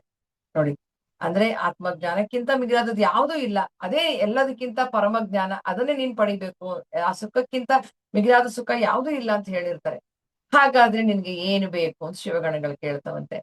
ಅದಕ್ಕೆ ಅವ್ರು ಹೇಳ್ತಾರೆ, ನನಗೆ ಈಶ್ವರಾನುಗ್ರಹದಿಂದ ಉಂಟಾಗುವ ಜೀವನ್ಮುಕ್ತಿಯು ಬೇಕು ಅಂತ. ಶಿವಗಣ, ಹಾಗಾದ್ರೆ ಅದಕ್ಕೆ 2 ಮಾರ್ಗಗಳಿದೆ ಅಂತ ಹೇಳ್ತಾರೆ. ಒಂದ್ ನಿಮಿಷ ಮೇಡಮ್.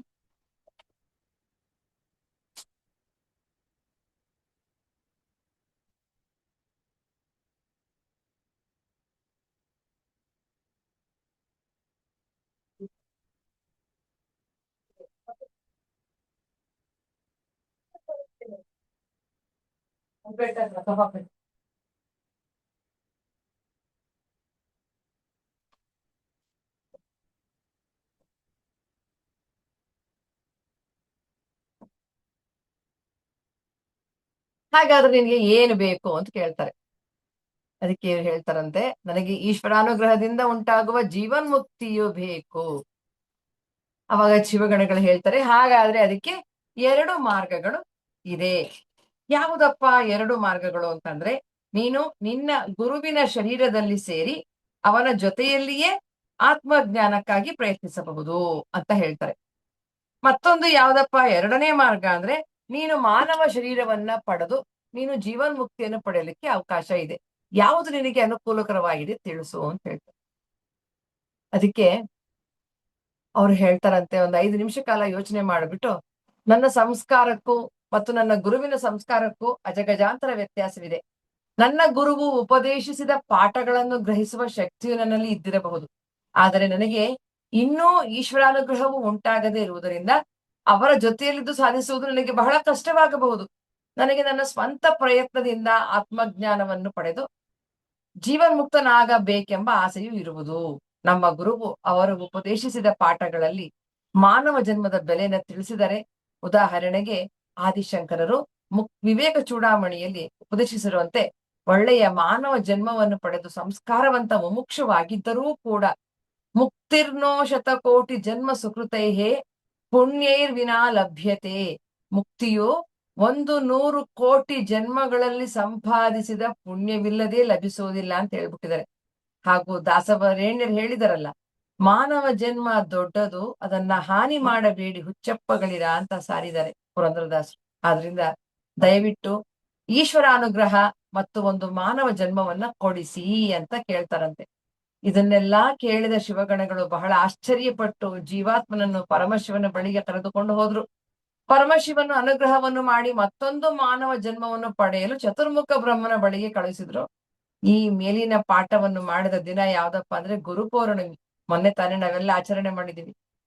ಆ ಗುರುಪೌರ್ಣಮಿ ಆಗಿದ್ರಿಂದ ಜೀವಾತ್ಮನ ಈ ಮಟ್ಟದ ಜ್ಞಾನ ಬೆಳವಣಿಗೆಗೆ ಕಾರಣರಾದಂತಹ ಆಚಾರ್ಯರಿಗೂ ಗುರುಗಳಿಗೂ ವಂದನೆಗಳನ್ನ ಸಲ್ಲಿಸಿ ಆ ದಿನದ ತರಗತಿಗಳನ್ನ ಮುಗಿಸಲಾಯಿತು. ಈ ರೀತಿಯಾಗಿ ವಿಶುದ್ಧಾತ್ಮರ ಧ್ಯಾನದಲ್ಲಿ ಅರಳಿ ಬಂದಂತಹ ಜ್ಞಾನದ ಕುಸುಮವು ಮತ್ತಷ್ಟು ಕುಸುಮಗಳು ಅರಳೋದಿಕ್ಕೆ ಪ್ರಾರಂಭ ಆಯಿತು. ಇಂದು ಅಂತಹ 16 ಕುಸುಮಗಳ ಒಂದು ಗುಚ್ಛವು ಓದುಗರ ಕೈ ಸೇರಿ ಅವರ ಮನದಲ್ಲಿ ನೆಲೆಸಲು ನಾಂದಿಯಾಯಿತು. ಅಂದ್ರೆ ಈ ರೀತಿ 16 ಪುಸ್ತಕಗಳಿದೆಯಂತೆ. ಈ ವಿಶುದ್ಧಾತ್ಮನ ಆಧ್ಯಾತ್ಮಿಕ ರಹಸ್ಯಮಯ ನಲ್ಗತೆಗಳು ಎಂಬ ಕುಸುಮಗಳ ಗುಚ್ಛದಲ್ಲಿ ಶರೀರ, ಜೀವಾತ್ಮ, ಮನಸ್ಸು, ಬುದ್ಧಿ, ಅಹಂಕಾರ, ಚಿತ್ತ, ಕಾಮ, ಕ್ರೋಧ, ಲೋಭ, ಮೋಹ, ಮದ, ಮಾತ್ಸರ್ಯ, ಶಮ, ದಮ, ತಿತೀಕ್ಷೆ, ಉಪರತಿ, ಶ್ರದ್ಧೆ, ಸಮಾಧಾನ, ತ್ಯಾಗ, ವೈರಾಗ್ಯ, ವಿದ್ಯೆ, ಸೇವೆ, ಸತ್ಸಂಗ ಮುಂತಾದ ಆಧ್ಯಾತ್ಮಿಕ ಮಾರ್ಗಕ್ಕೆ ಉಪಯುಕ್ತವಾದ ವಿಷಯಗಳನ್ನ ನಿಮ್ಮ ಚಿಂತನೆಯಲ್ಲಿ ಹೊರೆಹಚ್ಚುವ ರೀತಿಯಲ್ಲಿ ಪರಿಚಯ ಮಾಡ್ತಾ ಇದ್ದಾರೆ ಸ್ನೇಹಿತರೆ. ಈ ವಿಷಯಗಳ ಬಗ್ಗೆ ಸವಿಸ್ತಾರವಾದ ವಿವರಣೆ, ಒಳಾರ್ಥಗಳು, ಅದನ್ನು ಅನುಸರಿಸುವ ವಿಧಾನಗಳನ್ನ ಮುಂದಿನ ಪುಸ್ತಕಗಳಲ್ಲಿ ಪ್ರಕಟಿಸಲಾಗುವುದು ಅಂತ ಹೇಳ್ತಾರೆ. ಈ ಪುಸ್ತಕವನ್ನ ಓದುವಂತ ಪ್ರತಿಯೊಂದು ಜೀವಿಗೂ ಪರಮಾತ್ಮನ ಅನುಗ್ರಹ ಉಂಟಾಗ್ಲಿ ಅಂತ ಹೇಳಿ ಈ ವಿಶುದ್ಧಾತ್ಮನ ಆತ್ಮೀಯರ ವೃಂದ ಏನಿದೆ ಅದು ಈ ಒಂದು ಪರಿಚಯನ ಮಾಡ್ಕೊಟ್ಟಿದೆ. ಈಗ ಮೊದಲನೇದಾಗಿ ನಾವು ಒಂದು ನಲ್ಗತೆ ಅಂತ ಒಂದು ಕಥೆನ ನೋಡೋಣ ಇವತ್ತು. ಏನಿದೆ ಆ ಕಥೆನಲ್ಲಿ, ಯಾವ ರೀತಿ ಇವರು ಕಥೆಗಳ ಮೂಲಕ ನೋಡಿ ಎಷ್ಟು ಸೊಗಸಾಗಿ ಆಧ್ಯಾತ್ಮಿಕತೆನ ನಮ್ಗೆ ಹೇಳ್ಕೊಡ್ತಿದ್ದಾರೆ. ತುಂಬಾ ಅದ್ಭುತವಾಗಿದೆ ಈ ಪುಸ್ತಕ ಸ್ನೇಹಿತರೆ. ಜೀವಾತ್ಮನು ಮತ್ತು ಮಾಯಾ ಕಲ್ಯಾಣ ಮಂಟಪ. ಮಾಯಾ ಕಲ್ಯಾಣ ಮಂಟಪ ಅದಕ್ಕೊಂದು ಕಥೆಯನ್ನ ಹೇಳ್ತಾರೆ, ಕೇಳ್ತಾ ಹೋಗೋಣ. ಒಂದು ಊರಿನಲ್ಲಿ ಒಂದು ಸುಂದರವಾದಂತ ಕಲ್ಯಾಣ ಮಂಟಪ ಇತ್ತು. ಜೀವಾತ್ಮನು ಅದರ ಬಾಗಿಲಿನ ಬಳಿಗೆ ಹೋಗ್ತಾನೆ. ಬಾಗಿಲನ್ನು ತೆರೆದು ಒಂದು ಬೆಂಕಿ ಕಡ್ಡಿಯನ್ನು ಹಚ್ಚಿ ಅದರ ಒಳಗೆ ಎಸೆದನು. ಅದರಲ್ಲಿದ್ದಂತಹ ಎಲ್ಲಾ ವಸ್ತುಗಳು ಸುಟ್ಟು ಬೂದಿಯಾದವು. ಆದರೆ ಅದರ ಮೇಲ್ಛಾವಣಿಯು ಮಾತ್ರ ಹಾಗೆಯೇ ಇತ್ತು. ಅದರಲ್ಲಿದ್ದ ವಸ್ತುಗಳು ಸುಟ್ಟು ಬೂದಿಯಾದಾಗ ಜೀವಾತ್ಮನು ಮತ್ತು ಅವನ 15 ಜನ ಸಂಗಡಿಗರು ಒಳಗೆ ಹೋದರು. ಅದರ ಒಳಗಡೆಯಿಂದ ಒಂದು ಬೆಟ್ಟವು ಕಾಣಿಸುತ್ತಿತ್ತು. ಅವರೆಲ್ಲರೂ ಆ ಮಂಟಪದ ಒಳಗೋಡೆಗಳನ್ನ ಪರೀಕ್ಷಿಸಿದ್ರು. ಎಲ್ಲವೂ ಸುಟ್ಟಿದ್ದರೂ ಕೂಡ ಕಟ್ಟಡ ಮಾತ್ರ ಹಾಗೆಯೇ ನಿಂತಿರುವುದನ್ನು ಕಂಡು ಎಲ್ಲರಿಗೂ ಆಶ್ಚರ್ಯವಾಯಿತು. ಸುಟ್ಟೋದ್ಮೇಲೆ ಕಟ್ಟಡ ಸುಟ್ಟೋಗ್ಬೇಕಲ್ವಾ? ಇಲ್ಲ, ಕಟ್ಟಡ ಹಾಗೆ ಇದೆ, ಒಳಗಡೆ ಇರೋದೆಲ್ಲ ಮಾತ್ರ ಸುಟ್ಟೋಗಿದೆ. ಅಷ್ಟರಲ್ಲಿ ಅವರ ಗುರುಗಳಾದ ವಿಶುದ್ಧಾತ್ಮರು ಅಲ್ಲಿಗೆ ಬರುವರು.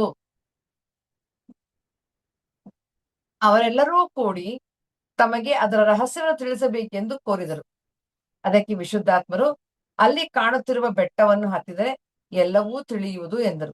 ಮಾರನೆಯ ದಿನ ವಿಶುದ್ಧಾತ್ಮರು ಆ ಕಲ್ಯಾಣ ಮಂಟಪಕ್ಕೆ ಬಂದಾಗ ಅಲ್ಲಿ ಹೆಂಗಸರೆಲ್ಲರೂ ನಿಲುಗನ್ನಡಿಯ ಮುಂದೆ ನಿಂತು ಅಲಂಕಾರವನ್ನು ಮಾಡಿಕೊಳ್ಳುತ್ತಿದ್ದರು. ಗಂಡಸರೆಲ್ಲರೂ ಗುಂಪಾಗಿ ನಿಂತು ಮಾತನಾಡುತ್ತಿರುವುದನ್ನು ಮತ್ತು ಮಕ್ಕಳು ಆಟವಾಡುತ್ತಿರುವುದನ್ನು ಸಹ ನೋಡಿದ್ರು. ಅವರೆಲ್ಲರನ್ನು ಕುರಿತು, ಎಲ್ಲರೂ ನನ್ನ ಹಿಂದೆ ಬನ್ನಿ, ಆ ಬೆಟ್ಟವನ್ನು ಹತ್ತೋಣ. ವಿಶುದ್ಧಾತ್ಮರು ಏನ್ ಮಾಡ್ತಾರೆ, ಅಲ್ಲೊಂದು ಬೆಟ್ಟ ಕಾಣಿಸ್ತಿದೆಯಲ್ಲ, ಆ ಬೆಟ್ಟ ಹತ್ತೋಣ, ಎಲ್ರು ಬನ್ನಿ ಅಂತ ಕರೆದು. ಈ ಕಥೆಯನ್ನು ಬರೆದಿದ್ದು 15ನೇ ದಿನಾಂಕ 7ನೇ ತಿಂಗಳು 2011.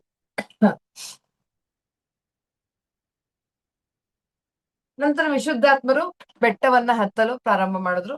ಶಿಷ್ಯರೆಲ್ಲರೂ ಅವ್ರನ್ನ ಹಿಂಬಾಲಿಸ್ತಾ ಇದ್ರು. ವಿಶುದ್ಧಾತ್ಮರು ಬಹಳ ಬೇಗನೆ ಬೆಟ್ಟವನ್ನು ಹತ್ತಿ ಬಿಟ್ರು. ಆ ಬೆಟ್ಟವು ಬಹಳ ಕಡಿದಾಗಿದ್ದಿತು. ಜೀವಾತ್ಮನು ಮತ್ತು ಮಾಲತೇಶ ಎಂಬ ಇಬ್ಬರು ಶಿಷ್ಯರು ಬಹಳ ಪ್ರಯಾಸ ಪಟ್ಟು ಕಾಲು ಭಾಗದ ಬೆಟ್ಟವನ್ನು ಹತ್ತಿದ್ರು. ಇನ್ನುಳಿದ 13 ಶಿಷ್ಯರಲ್ಲಿ ಯಾರ್ಯಾರಪ್ಪ ಇದ್ರು ಅಂತ ಹೆಸರುಗಳನ್ನು ಕೊಡ್ತಾರೆ.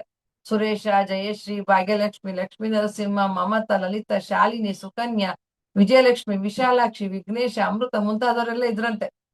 ಸ್ವಲ್ಪ ದೂರದವರೆಗೆ ಹತ್ತಿ ಕೊನೆಗೆ ಮುಂದುವರಿಯಲಾಗದೆ ಕೆಳಗೆ ಇಳಿದರು. ವಿಶುದ್ಧಾತ್ಮರು ಬೆಟ್ಟವನ್ನು ಹತ್ತುವಾಗ ಅವರಿಂದ ಕೆಲವು ಕಶ್ಮಲಗಳು ಬೀಳಲು ಪ್ರಾರಂಭಿಸಿತು. ಅದನ್ನು ನೋಡಿ ಅವರು ಅಯ್ಯೋ, ಈ ಕಶ್ಮಲಗಳೆಲ್ಲ ಹಿಂದೆ ಬರುತ್ತಿರುವ ಶಿಷ್ಯರ ಮೇಲೆ ಬೀಳುತ್ತವೆಯಲ್ಲ ಎಂದು ಯೋಚಿಸಿ ಹಿಂದಿರುಗಿ ನೋಡಿದರು. ಆಗ ಅವರ ಶಿಷ್ಯರು ಯಾರೂ ಕಾಣಿಸುವುದಿಲ್ಲ. ನಂತರ ಅವರು ತಮ್ಮ ಪ್ರಯಾಣವನ್ನು ಮುಂದುವರಿಸುತ್ತಾ ಆ ಬೆಟ್ಟವನ್ನು ಪೂರ್ತಿಯಾಗಿ ಹತ್ತಿ ಬಿಡುವರು. ಅಂದ್ರೆ ಈ ಕಥೆ ಏನ್ ಹೇಳುತ್ತೆ ಅಂತ ಮತ್ತೆ ಹೇಳ್ತೇನೆ ನಿಮ್ಗೆ. ನಾವು ಈ ಆಧ್ಯಾತ್ಮಿಕತೆಯ ಒಂದು ಮುಂದಿನ ಒಂದು ಹಂತಗಳಲ್ಲಿ ಸಾಧನೆಯಲ್ಲಿ ಮುಂದೆ ತೊಡಗಿಸ್ಕೊಳ್ತಾ ಹೋಗ್ತಾ ಹೋಗ್ತಾ ಏನಾಗುತ್ತೆ, ನಮ್ಮಲ್ಲಿರುವಂತ ಕಶ್ಮಲಗಳು ಕೂಡ ಎಲ್ಲವೂ ಕೂಡ ಒಂದೊಂದೇ ನಮ್ಮಿಂದ ಕಳಚಿ ಕಳಚಿ ಬೀಳ್ತಾ ಹೋಗುತ್ತೆ. ಅದನ್ನ ಇಲ್ಲಿ ಒಂದು ಚಿತ್ರದ ರೂಪದಲ್ಲಿ, ಕಥೆಯ ರೂಪದಲ್ಲಿ ವಿವರವಾಗಿ ಹೇಳ್ತಾ ಇದ್ದಾರೆ ನಮ್ಗೆ. ಸಂಜೆಯ ಸಮಯಕ್ಕೆ ವಿಶುದ್ಧಾತ್ಮರು ಮತ್ತೆ ಬೆಟ್ಟದಿಂದ ಕೆಳಗೆ ಇಳಿದು ಬರುತ್ತಾರೆ. ಆಗ ಆ ಕಲ್ಯಾಣ ಮಂಟಪದ ಬಳಿ ಮತ್ತೆ ಒಂದು ಗುಂಪಿನ ಹೆಂಗಸರು ಕನ್ನಡಿಯ ಮುಂದೆ ನಿಂತು ಅಲಂಕರಿಸಿಕೊಳ್ಳುತ್ತಿರುವರು. ಗಂಡಸರ ಗುಂಪು ಯಾವುದೋ ಗಾಢವಾದ ಚಿಂತನೆಯಲ್ಲಿ ತೊಡಗಿರುತ್ತೆ. ಮಕ್ಕಳು ಆಟವನ್ನು ಆಡ್ತಾ ಇರ್ತಾರೆ. ನಂತರ ಎಲ್ಲರೂ ಕೂಡಿ ಮಕ್ಕಳ ಆಟವನ್ನು ನೋಡುವರು. ಅಲ್ಲಿಗೆ ಬಂದ ವಿಶುದ್ಧಾತ್ಮರು, ಎಲ್ಲರೂ ಇಲ್ಲಿ ಏನನ್ನು ಮಾಡುತ್ತಿರುವಿರಿ, ಬೆಟ್ಟವನ್ನು ಏಕೆ ಹತ್ತಲಿಲ್ಲ ಅಂತ ಪ್ರಶ್ನಿಸ್ತಾರೆ. ಅದಕ್ಕೆ ಅವರು, ನಾವು ಹತ್ತಲು ಸಾಧ್ಯವಾಗದೆ ಹಿಂದಿರುಗಿ ಬಂದೆವು. ಆ ಬೆಟ್ಟ ಬಹಳ ಕಡಿದಾಗಿದೆ ಮತ್ತು ಜಾರ್ತಾ ಇದೆ ಅಂತ ಉತ್ತರ ಕೊಡ್ತಾರೆ. ಈ ಮೇಲಿನ ಕಥೆಗೆ ನಾವು ಒಳ ಅರ್ಥವನ್ನ ಮತ್ತು ಕೆಳಗಿನ ಪ್ರಶ್ನೆಗಳಿಗೆ ಉತ್ತರವನ್ನ ನೀಡ್ರಿ ಅಂತ ಕೊಡ್ತಾರೆ. ಆ ಕಟ್ಟಡವನ್ನ ಯಾವುದಕ್ಕೆ ಹೋಲಿಸಬಹುದು, ಯಾವುದರಿಂದ ಕಟ್ಟಲಾಗಿತ್ತು, ಈ ಪ್ರಶ್ನೆ ನಮ್ಗೆ. ಹೇಳ್ತೀರಾ ಯಾರಾದ್ರೂ? ಆ ಕಟ್ಟಡ ಅಂದ್ರೆ ಯಾವ್ದದು ಕಟ್ಟಡ, ಅದನ್ನ ಯಾವುದರಿಂದ ಕಟ್ಟಲಾಗಿತ್ತು?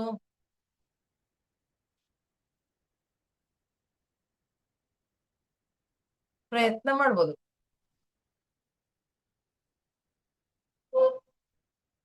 ಮತ್ತೆ ಆ ಕಟ್ಟಡ ಯಾಕೆ ಟೊಳ್ಳಾಗಿತ್ತು?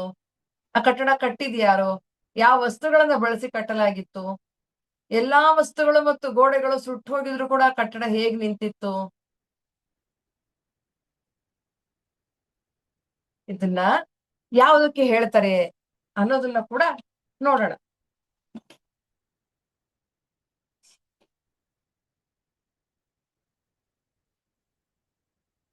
ಅದಕ್ಕೆ ಉತ್ತರನು ಕೂಡ ಈ ಪುಸ್ತಕದಲ್ಲೇ ಕೊಡ್ತಾರೆ. ಮತ್ತು ಇದು ಒಂದ್ ರೀತಿ ನಿಗೂಢವಾದಂತ ಕತೆ. ಇದು ಆ ಕಲ್ಯಾಣ ಮಂಟಪದಲ್ಲಿ ಹೆಂಗಸರು ಮೊದ್ಲು ಅಲಂಕಾರ ಮಾಡ್ಕೊಳ್ತಾ ಇದ್ರು ಯಾಕೆ? ಅಲ್ಲಿ ಮಕ್ಕಳು ಯಾವ ಆಟ ಆಡ್ತಾ ಇದ್ರು? ಆ ಬೆಟ್ಟದ ಹೆಸರೇನು? ಇದೆಲ್ಲ ಪ್ರಶ್ನೆ ಬರುತ್ತಲ್ಲ ನಮ್ಗೆ. ಮೊದ್ಲು ಅಲ್ಲಿದ್ದ ಗಂಡಸರ ಗುಂಪು ಏನ್ ಯೋಚಿಸ್ತಾ ಇತ್ತು? ಆ ಬೆಟ್ಟ ಬಹಳ ಕಡಿದಾಗಿತ್ತು ಮತ್ತು ಜಾರ್ತಾ ಇತ್ತು ಯಾಕೆ? ಶಿಷ್ಯರು ಯಾರೂ ಕೂಡ ಇದನ್ನ ಪೂರ್ತಿಯಾಗಿ ಹತ್ತಲಿಕ್ಕೆ ಸಾಧ್ಯ ಆಗ್ಲಿಲ್ಲ ಯಾಕೆ? ಬೆಟ್ಟ ಹತ್ತುವಾಗ ವಿಶುದ್ಧಾತ್ಮರಿಗೆ ಕಶ್ಮಲಗಳ ವಿಸರ್ಜನೆಯ ಭಾಸವಾಯಿತು ಯಾಕೆ? ಆ ಬೆಟ್ಟ ಹತ್ತೋದಿಕ್ಕೆ ಎಲ್ಲಾ ಶಿಷ್ಯರು ಬಹಳ ಕಷ್ಟ ಪಡ್ತಾ ಇದ್ರು ಯಾಕೆ? ಇದೆಲ್ಲ ಪ್ರಶ್ನೆ ಬರುತ್ತಲ್ಲ ನಮ್ಗೆ. ಜೀವಾತ್ಮನು ಬೆಂಕಿಯನ್ನು ಹಚ್ಚಿದ ತಕ್ಷಣ ಆ ವಸ್ತುಗಳೆಲ್ಲವೂ ಕಾಣದಾದವು ಯಾಕೆ? ಅದನ್ನ ಯಾಕೆ ನಾಶ ಮಾಡಿದ್ರು ಅನ್ನೋದು ಕೂಡ ನೋಡೋಣ. ಈ ರೀತಿಯಲ್ಲಿ ಪ್ರತಿಯೊಂದು ಪುಸ್ತಕ ಒಂದು ಕತೆ ಆದ್ಮೇಲೆ ಪ್ರಶ್ನೆಗಳಿಗೆ ಆ ನಂತರ ಉತ್ತರಗಳನ್ನ ಅವ್ರು ಕೊಡ್ತಾರೆ. ಆ ಕಟ್ಟಡ ಪರಿಪೂರ್ಣವಾಗಿ ಸುಟ್ಟರೂ ಕೂಡ ಮೇಲ್ಛಾವಣಿ ಕುಸಿಲಿಲ್ಲ ಯಾಕೆ ಅಲ್ವಾ? ಅದ್ ಹೇಗ್ ಸಾಧ್ಯ? ವಿಶುದ್ಧಾತ್ಮರು ಹಿಂದಿರುಗಿ ಮತ್ತೆ ಬಂದಾಗ ಹೆಂಗಸರು ಮತ್ತೆ ಅಲಂಕಾರ ಮಾಡ್ಕೊಳ್ತಾ ಇದ್ರು ಯಾಕೆ? ಗಂಡಸರು ಯಾವ ವಿಚಾರ ಕುರಿತು ಯೋಚನೆ ಮಾಡ್ತಾ ಇದ್ರು? ಮಕ್ಕಳೆಲ್ಲರೂ ಮತ್ತೆ ಯಾವ ಆಟ ಆಡ್ತಾ ಇದ್ರು? ಈ ಆಧ್ಯಾತ್ಮಿಕ ರಹಸ್ಯಮಯ ನಲ್ಗತೆಯಿಂದ ನೀವ್ ಏನನ್ನ ಕಲತ್ರಿ? ಅದ್ಭುತವಾಗಿದೆ ಸ್ನೇಹಿತರೆ. ಇದನ್ನ ನೋಡೋಣ, ಇದಕ್ಕೆ ಉತ್ತರಗಳನ್ನು ಏನ್ ಹೇಳ್ತಾರೆ ಅಂತ.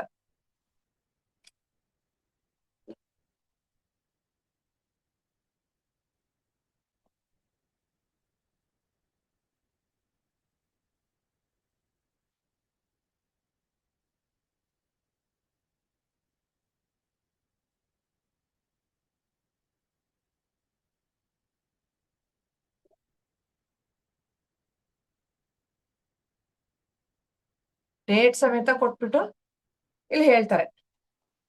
ಆ ಉತ್ತರಗಳು ಯಾವ್ಯಾವ್ದು ಅಂತ ನೋಡೋಣ. ಈ ಕಟ್ಟಡ ಅಂತ ಹೇಳಿದ್ರಲ್ಲ, ಮೊದ್ಲು ಒಂದು ಕಟ್ಟಡ ನೋಡಿದ್ವಿ ಅಂತ ಹೇಳಿದಾಗ ಆ ಕಟ್ಟಡವನ್ನ ಇವ್ರು ಹೇಳ್ತಾರೆ ಅಹಂಕಾರಕ್ಕೆ ಹೋಲಿಸಬಹುದು. ಅದನ್ನ ಯಾವುದರಿಂದ ಕಟ್ಟಲಾಗಿತ್ತು? ನಾನು ಅನ್ನುವ ಭ್ರಮೆಯಿಂದ ಕಟ್ಟಲಾಗಿತ್ತು ಅಂತ ಹೇಳ್ತಾರೆ. ಯಾವ್ದದು ನಾನು ಅನ್ನೋದು? ಶರೀರವೇ ನಾನು ಅನ್ನುವ ಭ್ರಮೆಯಿಂದ ಅದು ಏನಾಗಿದೆ? ಟೊಳ್ಳಾಗಿದೆ ಮತ್ತು ನಶ್ವರ, ಅಂದ್ರೆ ಶಾಶ್ವತ ಅಲ್ಲ. ಯಾರ್ ಕಟ್ಕೊಂಡಿರೋದು ಅದನ್ನ? ಜೀವಾತ್ಮ ಕಟ್ಕೊಂಡಿದ್ದಾನೆ. ಏನನ್ನ ಬಳಸಿ ಕಟ್ಟಿದ್ದಾರೆ ಅಂತಂದ್ರೆ ನಾನು ಮತ್ತು ನನ್ನದು ಎಂಬುದನ್ನ ಬಳಸಿ ಕಟ್ಟಡನ ಜೀವಾತ್ಮ ಕಟ್ಟಿದ್ದಾನೆ. ಅಂದ್ರೆ ನಾವೇ ಕಟ್ಕೊಂಡಿರೋದು. ಆ ಕಟ್ಟಡ ಯಾವುದರಿಂದ ನಿಂತಿತ್ತು? ಮಾಯಾಶಕ್ತಿಯಿಂದ ನಿಂತಿತ್ತು. ಮಾಯೇನೇ ಅಲ್ವಾ ನಮ್ಮನ್ನೆಲ್ಲ ಈ ಭೂಮಿ ಮೇಲೆ ಇರಿಸಿರೋ ಅಂತದ್ದು. ಮಾಯೆಯಿಂದ ನಿಂತಿತ್ತು. ಅದಕ್ಕೆ ಈ ಪುಸ್ತಕದ ಮೇಲೆ ಮಾಯೆ ಅನ್ನೋ ಹೆಸರು ಕೂಡ ಹಾಕಿದ್ದಾರೆ. ಮೊದಲು ಆ ಕಲ್ಯಾಣ ಮಂಟಪದಲ್ಲಿದ್ದಂತ ಹೆಂಗಸರು ಶರೀರ ಸೌಂದರ್ಯವನ್ನ ಹೆಚ್ಚಿಸಿಕೊಳ್ಳೋದಕ್ಕೆ ಪ್ರಯತ್ನ ಮಾಡ್ತಿದ್ರು. ಅದಕ್ಕೆ ಅಲಂಕಾರ ಮಾಡ್ಕೊಳ್ತಿರ್ತಾರೆ.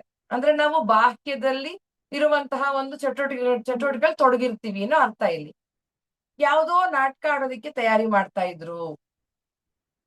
ಆಧ್ಯಾತ್ಮಿಕ ಜೀವನ ಅನ್ನೋದಾಗಿತ್ತು ಅದು. ಎಂತಹ ಜೀವನ? ಆಧ್ಯಾತ್ಮಿಕ ಜೀವನ. ಮೊದಲು ಅಲ್ಲಿದ್ದ ಗಂಡಸರ ಗುಂಪು ಏನ್ ಮಾಡ್ತಿತ್ತು ಅಂದ್ರೆ ಅಲಂಕಾರ ಮಾಡ್ಕೊಳ್ತಾ ಇದ್ದಂತ ಹೆಂಗಸರ ಬಗ್ಗೆ ಯೋಚನೆ ಮಾಡ್ತಾ ಇತ್ತು. ಅಂದ್ರೆ ಹೆಣ್ಣು ಗಂಡಿನ ಮಧ್ಯೆ ಇರುವಂತ ಆಕರ್ಷಣೆ, ಈ ಭೂಮಿಯ ಮೇಲೆ ಇರುವಂತದ್ರ ಬಗ್ಗೆ ಅಲ್ಲಿ ಚರ್ಚೆ ನಡೀತಾ ಇತ್ತು.